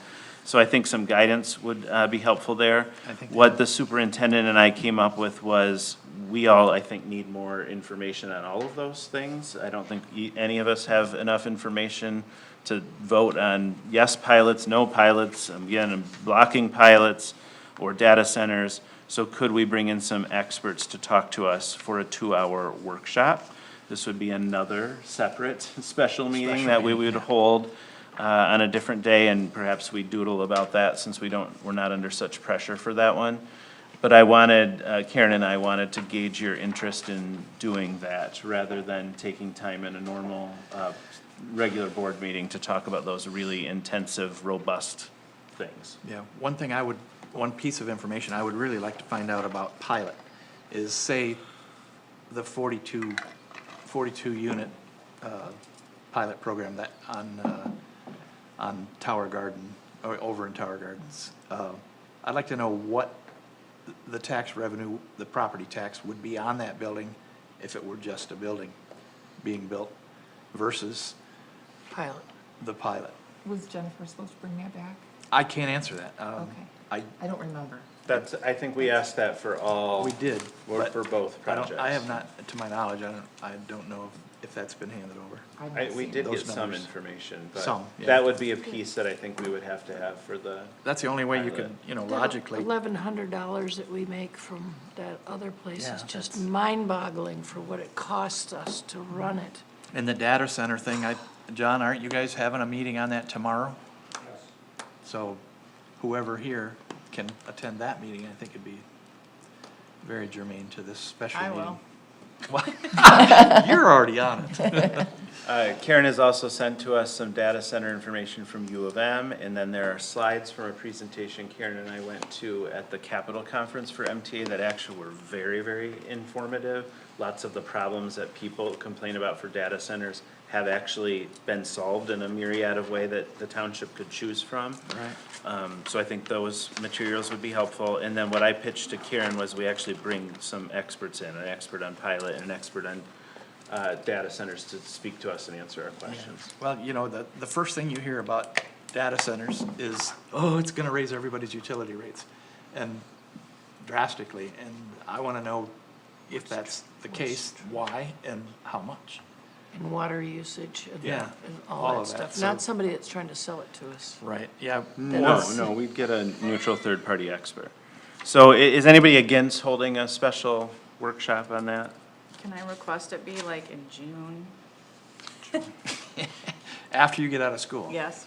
Is that too far behind on the planning commission's work? No, great, yes, you can then. Okay. All right, I'll work with Taylor then to get a doodle, and we'll provide some Saturday afternoons, some evenings. We'll try to give us a myriad of options to work for folks. And this will Do be a public potluck. meeting, Let's do correct? potluck Must be for a one of public these. meeting. Yeah, so we can't I do was hungry for these meetings. Zoom. No, we can't do Zoom, no. No sugar for you. All right, great. Any other conversation about that? No, that sounds good. Wonderful. We're gonna learn some stuff, we're gonna make some decisions. And David, do you want these back? Yeah. I mean, in red it says personal and confidential, so I thought, if you Yeah, do. if you can pass them back to me, I that'd made be some much, notes on much it. appreciated. It's okay if you wrote on them. If you need to keep your notes, you can keep your notes, but the reason we collect them is so that they don't make their hands into the public. Oh, no, I'm keeping them. I just have too many notes on it, and I promise it'll be in a locked room in my home. Are you gonna let him get away with that? If he can get away with it, why can't I? Thank you.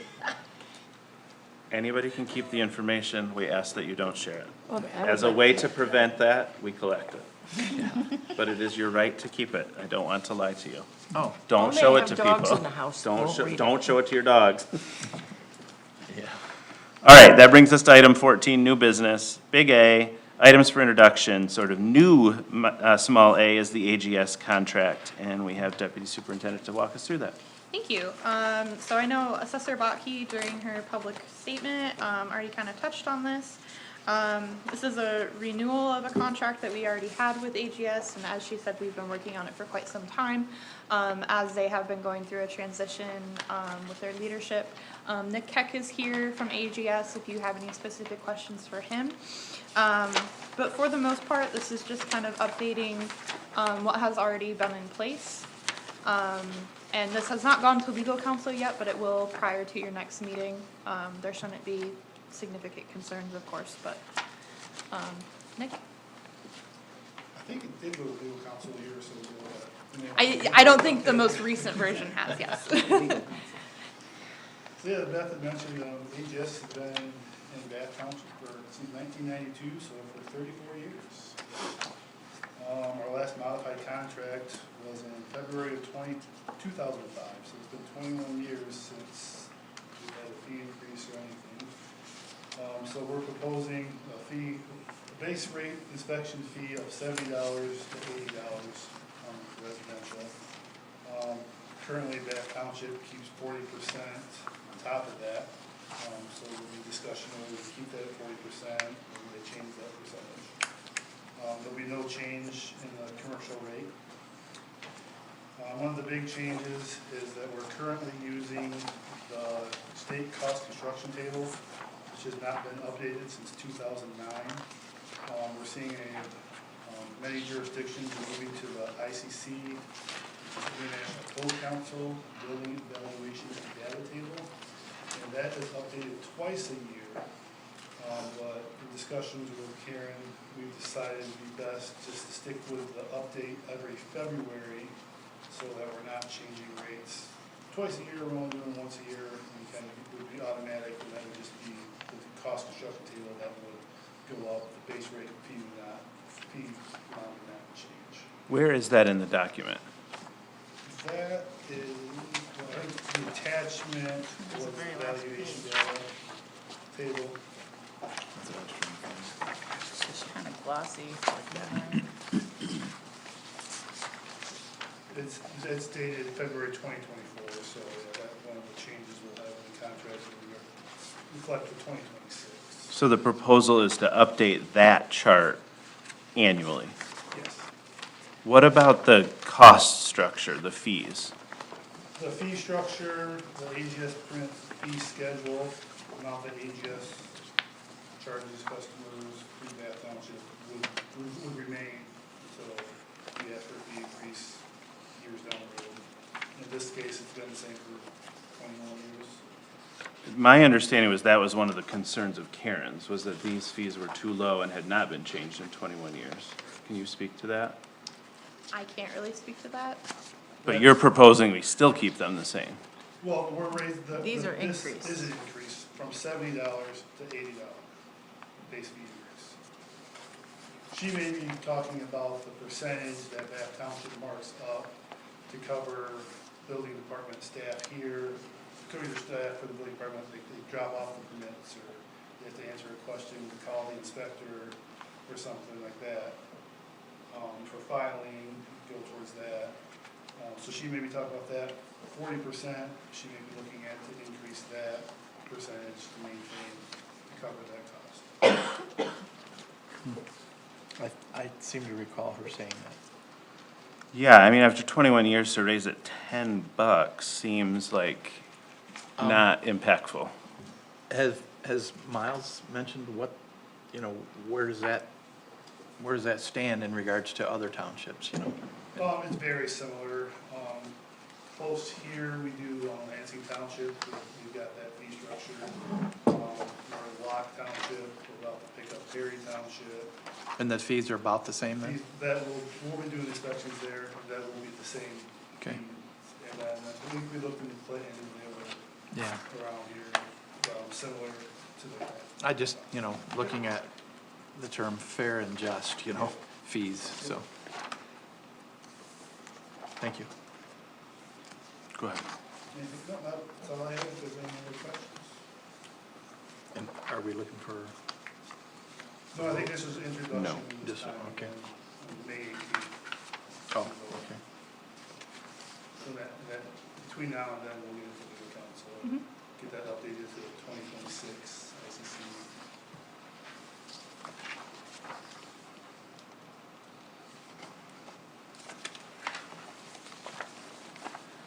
Also, Nothing these are else? base fees, right? Like, it's $80 plus Yeah, an so amount based on the size and based on scale of the size project. yes. Well, for a simple project like a deck, it's just gonna be a putting in the final inspection, so it would Right. be 160 plus the percentage of township. But on a house, we put figures to the calculation, using the ICC table as well as for the commercial companies. So it isn't just $80 for everything. No. Okay. And ICC does not stand for Interstate Commerce Commission, right? International. That's the ICC I'm accustomed to dealing with.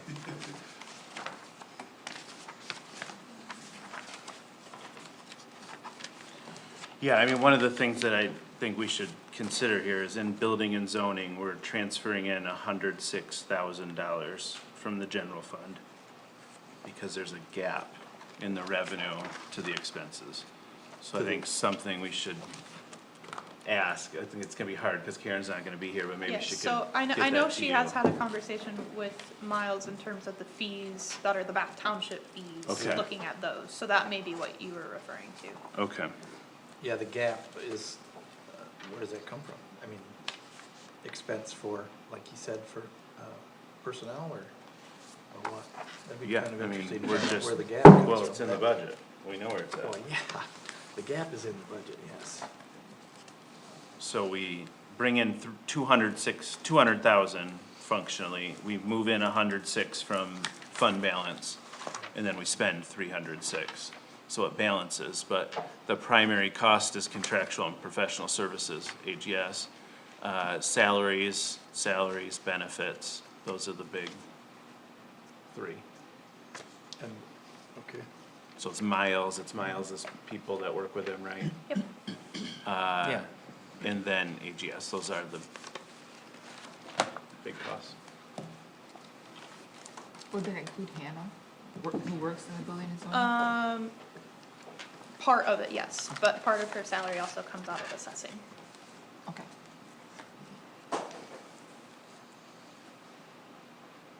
Any other questions? We talk about the transition of that. You can go ahead and talk about that. So Karen and I did meet, it used to be that AGS provided the staff for the person in the building department.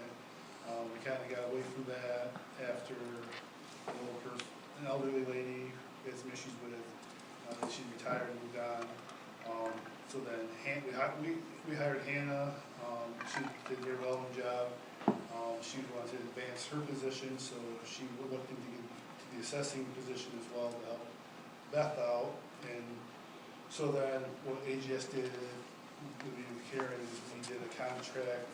Basically, we're doing a kickback to cover 20 hours or so of Hannah's position in the building department, and then the township was covering her salary for the assessing part. So we're going to move back to that position being a part-time, 20 hours a week, probably in the afternoon. Will be an AGS employee in that position. And does that mean more expense for the township or less? It would be less, or probably the same, because right now we're kicking back the amount already because we're having him in there. So what would happen to Hannah? Hannah would continue being the assessing assistant, just all of her hours would be, it'd basically be an reallocation of her hours would be fully coming from assessing as opposed to split. So 40 or 20? She's a full-time employee, And she's an employee of Bath Township, correct? correct? So we would be taking on an additional cost there. Yes. 20 hours? Slightly, Given for the kickback. 20 hours. Yeah, Right. for the 20 hours, yeah. And it's currently a part-time position, but we'd be making it a full-time position. It's No. full-time. It's just She's, half she's assessing, full-time right half now, it's building. just half and half. No, I'm This not would be talking about her, I'm returning- talking about the This would be position. returning to part-time. So the building is continuing Right, part-time. I'm talking about Hannah's position. She would remain full-time. Right, but we would be creating a full-time position in assessing where No, there's currently a her- half-time. Her position is full-time in assessing, just her salary comes out of two different budgets. Okay, I'm gonna ask this a different way. We would be paying for a full-time position in assessing where we are Correct. not paying for a full-time job now. Correct, And she would be spending no time doing AGS work. from my understanding, yes. Yeah, that, I mean, functionally, that's the same of moving a part-time to a full-time position. Kind of, sort of, yeah. And is that position something the board has approved Yes, her position has been approved. as a full-time position? Yes. Okay. In the assessing department. Yes. You don't remember that? No, I don't either. yeah, I didn't think you did.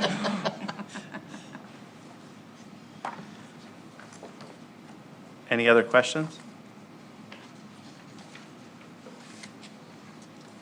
No. All right, thank you. Thank you, yeah. 14, large A, new small B, facilities assessment contract. Yes, thank you. So we put out a request for proposals to several different agencies. We received 3 back. The one that is in your packet that we are recommending is from Spicer Group. It is for the phase 1, as we learned from these groups that doing both the assessment and then the facility master planning, those were kind of 2 separate projects, and for what we had budgeted, they all expressed that there was no way that that would be $30,000. So we kind of changed the RFP that it would be a 2-phase project. So they submitted their proposals for phase 1 having, which Spicer Group listed the $27,000, which fits within what was budgeted for this year, and then listed a phase 2 with a range, as that cost would be dependent on what their findings were with the assessment. Phase 2 would be brought back to you, so you are essentially approving phase 1. Is the proposal phase 2 would be next fiscal year or still this fiscal year? Most likely, it would be for this fiscal year. They would be able to finalize both in the same year. There was a timeline in here. Yeah. A timeline graphic. It's on page 31. Very end. There we go.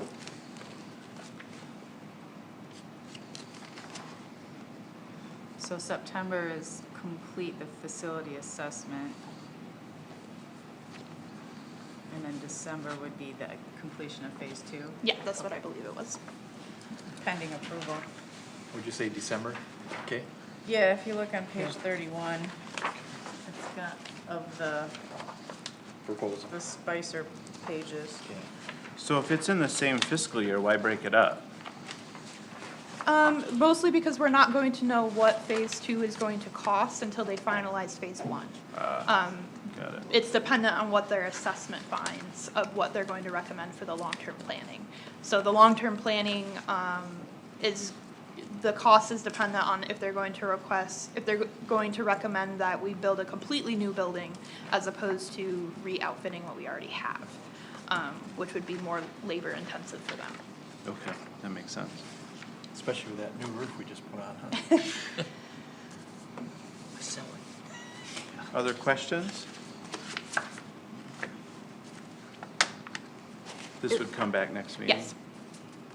Sherry, do you have a question? Is this basically staying on the same land, or is that one of the options that are? So that's what they'll be exploring. Okay. So this first phase is they'll be doing an assessment of all of our buildings that we own, and kind of what state they're currently in, what needs to happen for them to be fully functional for our services. And then the second phase would be their recommendations of how we move forward with a 5 to 10 year plan of our facilities. All options are on the table Correct. at that point? Yes. Okay, all right. That's what I thought. So that's the fire station too? Yep, all of our All buildings. All of them, yeah. Got some great pictures. Yeah. Yeah, there's some Fancy. exciting reading there. Anything else on the assessment? All right, new letter C, memorial tree dedication. If you recall, I proposed including funding in the 2026 fiscal year budget to do a memorial tree planting for the 2 board members we lost last term, Kathy and Joe. You all agreed with that and put that money in. I understand the trees have been purchased? Correct. And maybe even planted? I believe they've both been planted. Because yes. this is the time of year where that needs to happen. And we'll be ready then for a tree dedication. What I'm proposing we do is host that right before our next meeting at 5 o'clock.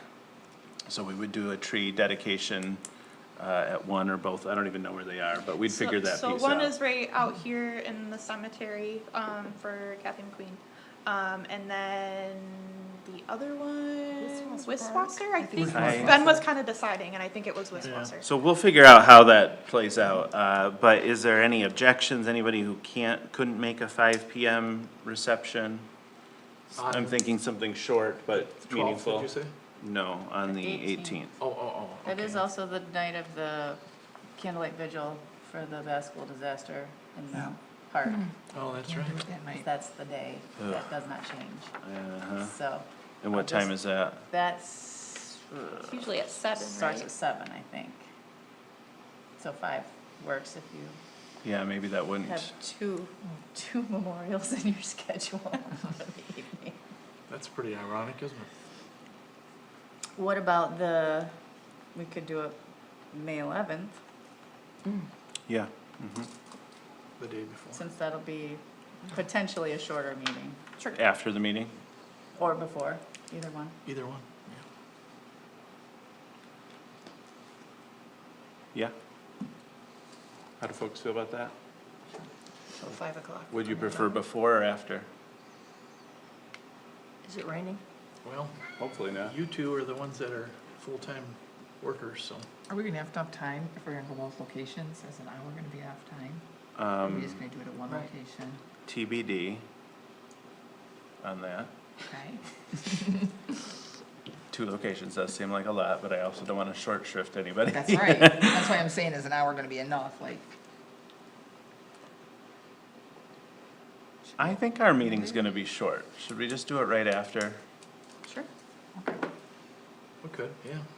I mean, I can't imagine our meeting's gonna last longer than an hour. Yeah. We're gonna make some decisions about, is it 1 mil, 1.5, Yeah. 2, half a, you know, Excuse me. okay. What are the trees you're planting? I'm sorry? What are the variety of trees you're planting? I do have that information, but not in my Yeah, brain. Ben told me, but I can't remember. I can get the information for you if you want it. He hand-picked them Yes. particularly for reasons, so I think they're had gonna be talked to me great, about but. what the variety, and I just wondered if that's what he went with. Do you remember what he said? Maybe I can tell you. Tricolored beech, Yes. What did you say? tricolored beech. Yeah, okay. Actually, Kathy's tree in the parking lot, there's a rock out there right before the sidewalk. The tree is right next to that. And what's that one gonna be? It's the I same think it's the tree. same. It's the Same same one. I thing? think I it's think both he- the same. I think he They're bought the nice- same. Nice trees, you'll. Yeah. I'm not sure where Joe's is at Westwater Park though. Suppose I'm it's not gonna sure. be down in front of the pavilion in Wishwasher Park. Okay. That in sounds little right. Triangle there. Yes, that sounds right. So we will say May 11th, immediately after the board meeting, and I will work with both of their families to make sure they can attend that. Sound good? Not an official meeting, no business. Don't stand in groups of 4 or more of us. And don't talk to each other. Don't even look at each other, right? Right? All right, that brings us to new business, large B, items for action, Capital Region Community Foundation Grant. If you look in your packets, I have completely, on both pages this time, filled out the grant application form. The impact grant is available at Capital Region Community Foundation. Clinton County is in the Capital Region Community Foundation geography. We have received this grant before to build out the senior center kitchen. So we know that they have been supportive of our work in the past. I'm proposing that we ask them for $40,000 for the art project, which would bring the total art project budget to $81,000, giving them a really good budget to perhaps have multiple pieces of art around the community to memorialize the bombing. We could ask for up to 75, but the total project budget being so small, it seems unlikely that they would fund at that amount. So I think if we ask at 40, knowing we have 41 matching, it's a 1-for-1 match, I think that's a much more appetizing application for them. So what I'm asking you all for is approval to ask for another grant. I think this will be the last grant due to timing that we would apply for the art project unless something special came along. If they approve this first go, they've got like a 2-phase approval process. You do a shorter grant application, and then they approve you to apply for the longer grant application, which we would find out in the summer whether that was funded. So what I'm looking for is approval to move forward with applying for that grant. I'll make the motion to give Supervisor the permission to move ahead with that grant application. Second? We have a motion and a second. Is there any other discussion? Ryan, should I put the dollar amount in this motion, or leave the dollar amount out? 'Cause are Let's they- leave it maybe out in give case a they give different us amount, some more or less. feedback Okay, to do something different. I'm good with that. But so you all know the intention in the first go-round would be to ask for 40. Any other discussion? Hopefully, we can use pieces of the other grant we already received as base for the writing. All right, we need a roll call vote for that? We always have, we did Yeah. last time. Yeah, let's do Okay. that then. Ms. Butler-Chalender, yes. Mr. Rosekrans? Yes. Ms. Hagerman? Yes. Ms. Kellerman? Yes. Mr. Kotke? Yes. Mr. Fewins-Bliss? Yes. Thank you. That motion carries. Thank you. So that brings us to 14, big B, small b, police chief contract negotiation. Yes, thank you. So after some discussion with Chief Mardigan, his first contract was approved, in April of 2025. The agreement was for 2 years. However, a lot has happened in the just over a year of, Chief becoming chief. He has led us through, the officer-involved shooting that occurred in July. Of course, in October, he and Chief Kunter led us through the incident of the plane crash as well as the aftermath. And also during this time, he has continued to strengthen his leadership, persevere through all of these challenges that he has experienced in his first year. So Superintendent Hildebrandt would like to renegotiate his contract. There's also some language in there that does need to change because of some action that this board has taken within the last year in terms of the MERS retirement plan and our healthcare. So there is some language in there that does reflect the old plans, so that does need to be shored up as well. So yes, just asking for approval so that Superintendent Hildebrandt can move forward with the negotiations.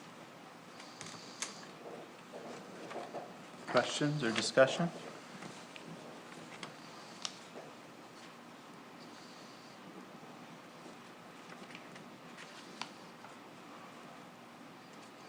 Would Kate's- anyone like to move this Kate's forward? gonna- Kate's gonna do it. Is it really my motion if you tell me to make it? Yes. I will make the motion to authorize the superintendent to renegotiate the police chief's contract. Second. Is there any other discussion? Do you want to do a roll call on this one? No. All right, we'll do a voice vote on this one. So all those in favor of authorizing the superintendent to re-enter negotiations with the police chief for a new contract, say aye. Aye. Any opposed? That motion carries. Thank you. Will it have a TikTok clause? Ooh, yes. We'll 4 make sure that videos a we draft week, that. at least. New item C is the payroll for Bass School Museum intern. Do you want to just give us a brief overview of that? Yes, so I invite Trustee Hagerman to jump in if she sees fit, but I met with Chris Hagerman last week. So they have been awarded a grant in order for them to hire an intern to assist with their archiving. Because the museum does not have any paid employees, they are not really set up to conduct a payroll. So since we have already served as a fiduciary for some of their other grants, they've requested that we process the payroll for this employee. This would not be a significant undertaking for the township. It would just be a matter of getting this person added to our payroll system with the proper paperwork for a part-time employee. After that point, then it would just be the same as running payroll for any other employee. And then the museum would be reimbursing us as they report back with their grant requirements. We would supply them with a report so that they can show what they have paid their intern, and then they would be reimbursed and then reimbursing us for the costs. Would you repeat that, please? I do have one revision to that that's Sure. happened since you met with Chris, we had a meeting last week with the company, which, as a sidebar, the museum was contacted by a company who, the owners grew up in Bath, they now live in Texas. They have developed an archiving software that they use for things like appraisals and stuff like that, but they have volunteered to adjust their software to our needs for archiving purposes, as well as they are offering it to us for free, which is compared to $800 a year that we are spending on the Past Perfect museum software. So that's cool, that's a nice thing, and that also frees up some of the grant money to do some other things. While we were talking with them last week, we had interviewed 2 possible candidates for these positions, and as they were sort of going through the archiving process, it's gonna be scanning documents, uploading files, tagging them, coding them with data to store and be able to search for these records that we have. The question came up, would it make more sense? What would be more efficient is to take this task, this amount of money that we have for interns, and pay one person to do it for, say, 20 weeks, or 2 people to do it for 10 weeks. It's the same amount of money in the end, but in the opinion of the software people, we would probably get more bang for our buck, more efficiency if we had 2 people working simultaneously to accomplish these tasks. So the museum committee decided to go with 2 interns instead of 1. So it would potentially be 2 part-time employees, but for a shorter amount of time than 1 employee for a longer amount of time. Okay. So that's a revision to what you were originally presented with.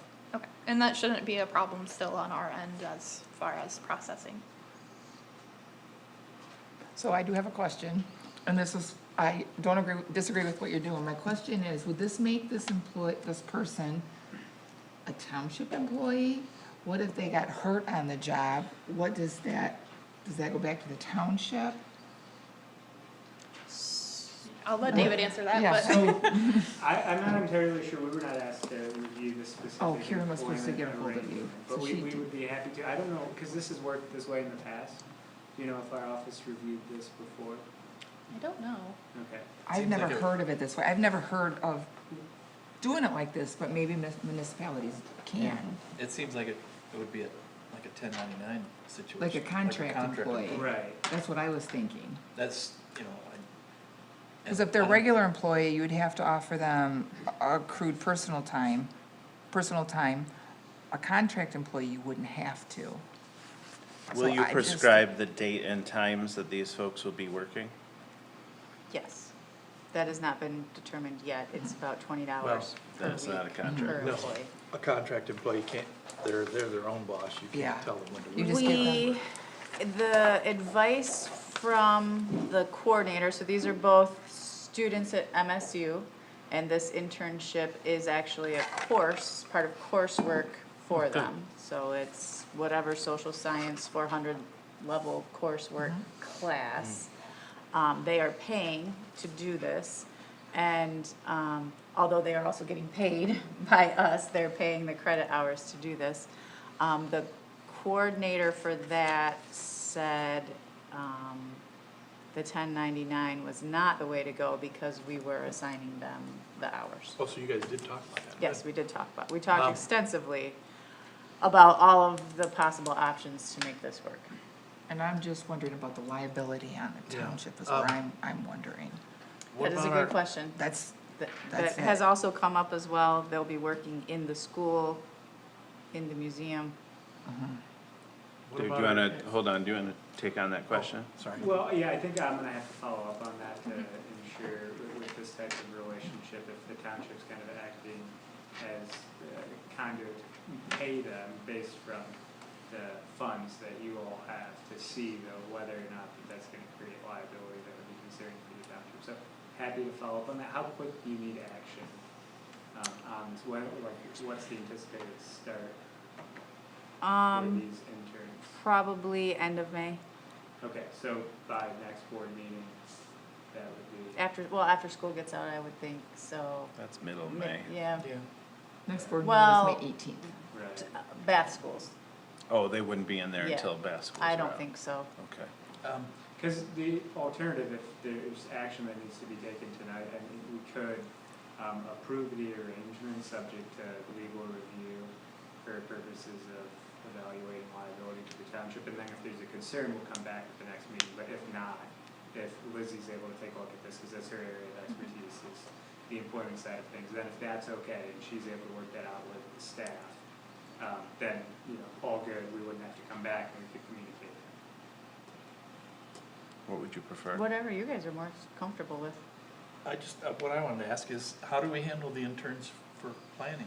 So the interns are our employees. They are. Right. Yes. But they're ours. In this case, they're They're- Correct. Yeah, yeah, These no, I was guys just is- wondering if there was, you know, a standard way that we handle, or interns are handled. When I was an intern, you didn't get paid, so. Well, it's illegal to do that now, but Yeah. there is a standard way we handle our interns. That's the difference, is Correct. we're handling someone else's interns. Yeah.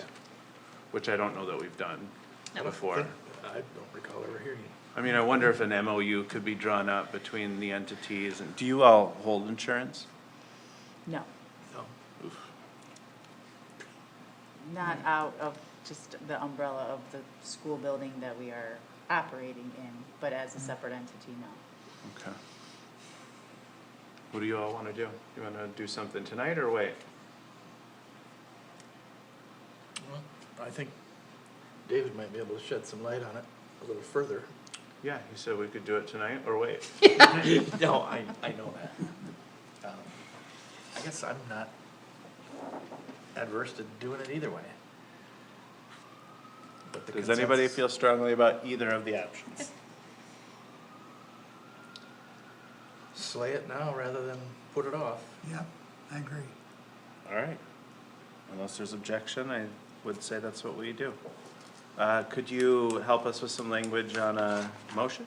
Yes, so the motion would be, motion to approve payroll for the Bath School Museum interns, subject to review by legal counsel and confirmation of no unforeseen liabilities to the township. You're gonna give me a copy of that, right? I'll second that. Yeah, write that down. I can't write that fast. Put 8:17 on the video. Yeah. I so I- move. Watch it. Okay, I just wanna make sure that the township is No, covered I think in. that that is a And fair then- question. Yeah, definitely a fair I'll question. second Al's motion. So- All right, so Al has moved and Ray has seconded the motion that we had just heard from our attorney. Is there further discussion? I do like that we're able to have a partnership like this. I think it's a Yeah. good thing to If be it able works out, to yeah. offer. Mhm. I think we should do both. Yeah, I agree with you. Concur. Take it away. Mr. Rosekrans? Yes, Ms. Hagerman? Yes, Ms. Kellerman? Yes. Mr. Kotke? Yes. Mr. Fewins-Bliss? Yes. Ms. Butler-Challender, yes. That motion carries. Thank you. Will you report back to us on how that goes then? Yes, of course. I say you because it's gonna be Probably. you Most here, likely, coming up in here. 4 days. Superintendent's report. Are you prepared to I am prepared. take it away? So just a reminder, which was also on your agenda, of the upcoming schedule, which is now going to be slightly different after Supervisor Fewins-Bliss calls a special meeting for May 11th. But your other meeting schedule is canceled for May 4th, and then your next regular meeting is May 18th. We had Tom King Junk Day on Saturday. It was a great turnout once again. We had about 243 drop-offs. We had 14 student volunteers from the school, and a total of 18 volunteers total, and then several of our staff worked the event as well. I won't steal all of Brenda's thunder, but just a reminder of the May election on May 5th, which I'm sure she will talk about in just a second. Our auditors will be on site May 11th through the 13th to conduct our fiscal year 2025 audit.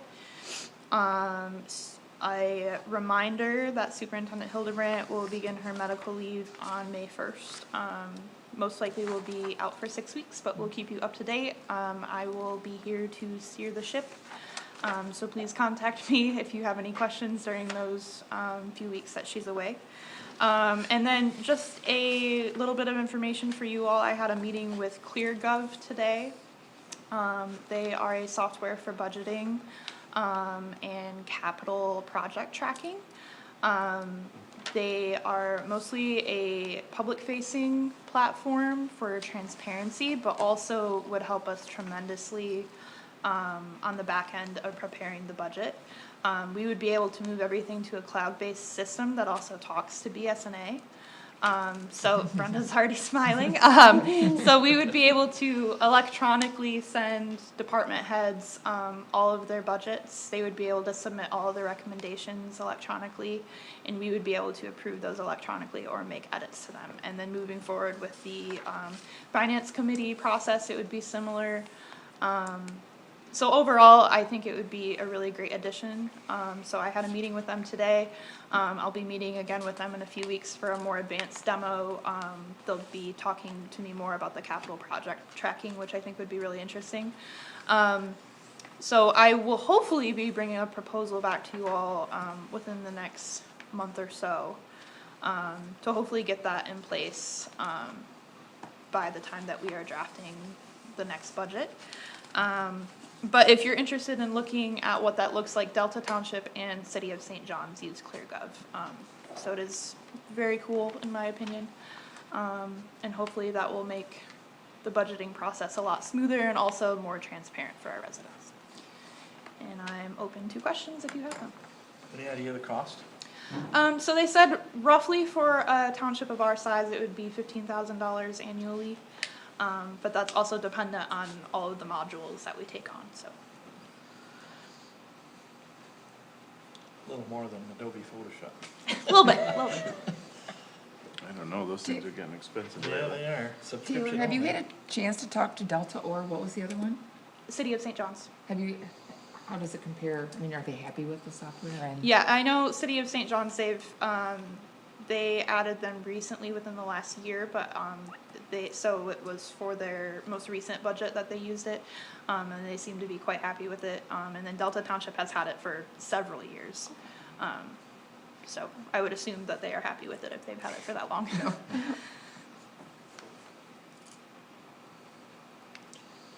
Other questions? All right, thank you. Thank you. Thank you for swapping in at the last minute today. That brings us to item 16, which is public statement 2. This is an opportunity for members of the public to address the board on any township topic for up to 3 minutes. If you'd like to address the board, please step up to the lectern, introduce yourself, and make your words known. Seeing no one heading to the lectern, we'll move to board member comments, and we are at Sherry to start this time. You're gonna see. See you later. Nothing. I have to say that our police and fire chiefs were really great and informative, and I think certainly from my beginnings here, what an improvement. Thank you. Thanks, Sherry. I just want to say that I appreciate the opportunity to go to the convention of Michigan Township Association. I learned a lot, and I wish I could have coordinated and got into more of those classes, but I didn't. It has, speaking of BS&E, BS&A, BS&E. Anyway, that acronym that's across the street. I had a lot of people, more than 3 townships, speak of discontent with BS&A. We get along, it seems to be okay with them, don't we? Yeah, they've always treated us very well. Maybe it's because of our proximity and we were one of their first pilot testing sites, but we've always had a great Yeah. relationship with them. Nobody else heard about that? I was surprised, yeah. could be because they're going from .NET to the cloud, and it's a large cost yeah. for that. Oh, okay. And they're requiring everybody to do it by a certain time frame. Well, Yes. I have to say that if you're not in the cloud, you better get in there because, Yeah. you know, there have been data breaches through Google and things of that nature. You know, that's one of the big cloud services. I mean, there's a million different other ones, but speaking of those data centers, Yeah, that's the best place, most safest, most secure. So, that's pretty much it. Okay. I also enjoyed the MTA conference. Thanks for everyone for clearing your schedule to be there. I thought it was worth it to both learn, but also show a force being there. Also getting to spend time together and talking about some of these issues was really helpful. I went to all of the sort of board camaraderie, leadership, working together sessions, because I thought that was best for the role that I play, and learned a lot from those as well.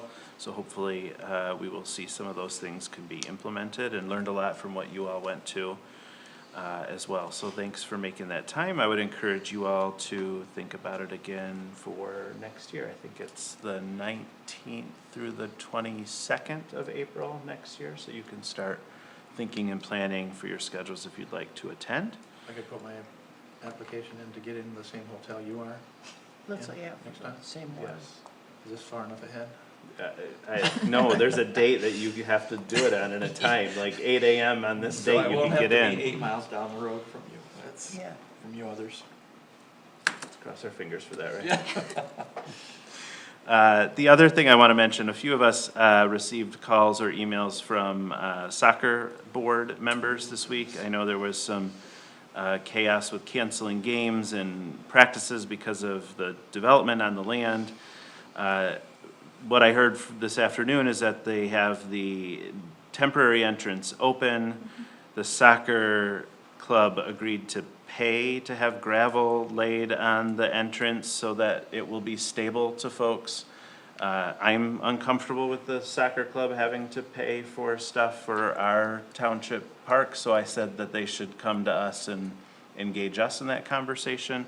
It sounds like it's no more than $2,000, so it's not a lot of money, but I think it's incumbent upon us to provide access to our township park. So I don't know how that played out or who was asked and how that landed, but Kessler was heavily involved. sure, the developer, the soccer club, and township staff was involved, but I do think that that's something that we should cover. So if that is the case and they are charged, they will bring that forward. I'm gonna ask you all to consider covering that. So wanted to give you all a heads up about that. But the good news is the soccer fields are open, people are going there, people should drive the right speed limit down and drive. Chief, I gotta talk to you about that before you leave as well. But the good news is the region's soccer infrastructure remains intact. And as a former soccer parent, that is really helpful. Because when you start canceling things at the last minute, it's really disruptive to families. So excited that that's been solved, but wanted to give you all the heads up on that. I just want to remind everybody, on Tuesday, there's a Ingham ISD question on the ballot. We're only going to have the Spirit of Christ Church, that precinct location open. So there's, out of the 5, there's only going to be 1 open. Thought you were gonna say we're only gonna have the Spirit of Christ in us that day. Only 1 precinct open and 1 AD county board, so. Great, well, hopefully you won't be here too late then. I still have to stay the same amount of time, basically. All right, It's well, I was okay. trying to be nice, Brenda. Okay, it's okay. Al? You say that our next meeting is gonna be May 11th, right? Yes, At 6 o'clock, yes, and then the dedication after that. yes. So what time do I tell Mrs. Benzie that we will be at? I'm gonna West reach Russell out to her, Park? Okay, and I'm gonna say like probably 6:30. And then if our meeting's still going on, people can wait and we'll walk over there together. I can't imagine it's gonna last too much longer. But I'll be clear with them that it'll be immediately after the We're board meeting. walking to Westwasser Park? Well, There's over one out here there. first. Okay. The one on the parking lot. The one out here at the end You of know the better park. than to think I'm gonna We walk don't to even have Wiswasser Park. sidewalks We don't have anymore. sidewalks, right? Okay. You don't have to wear your Is that walking okay, Al? shoes. yeah, that's perfect. Anything else? No, Thanks. after the day, I'm ready to go home. I'll make it Same. fast. I just want to thank all the volunteers for Junk Day, everyone. I took a lot of junk myself, and everyone was super friendly and super helpful. I really appreciate that our community continues to put this event on. It seemed as if it was well attended on Saturday. I don't know, Taylor, if there's like a helpful tips section on the Junk Day flyer, but one thing that I know in my personal case would have expedited the unloading was if I had sorted my metal.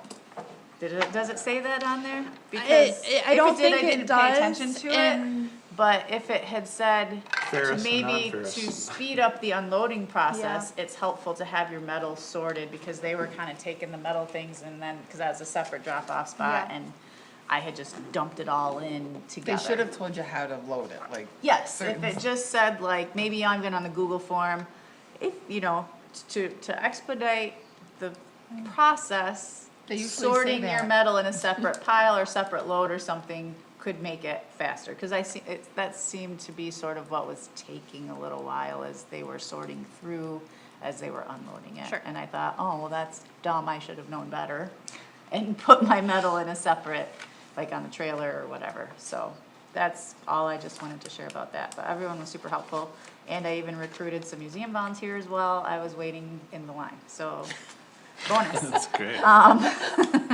And then I just wanted to also say thank you for the opportunity to go to the MTA conference. I went to some sessions on leadership and data centers and agritourism and millages. And I on one hand, I felt like, well, I already know a lot of this stuff, which I think speaks well to our township and our planning commission and our planner and everybody who's providing us with this information, our legal counsel. Because I'm like, well, I already know a lot of this, but I learned some new things as well. So it made me feel good all around. I definitely brought some things back. So, Great. And I enjoyed our time hanging out. Yeah. Thank you. It is adjournment time. Would someone like to move that forward? I so move. We have a motion to adjourn and a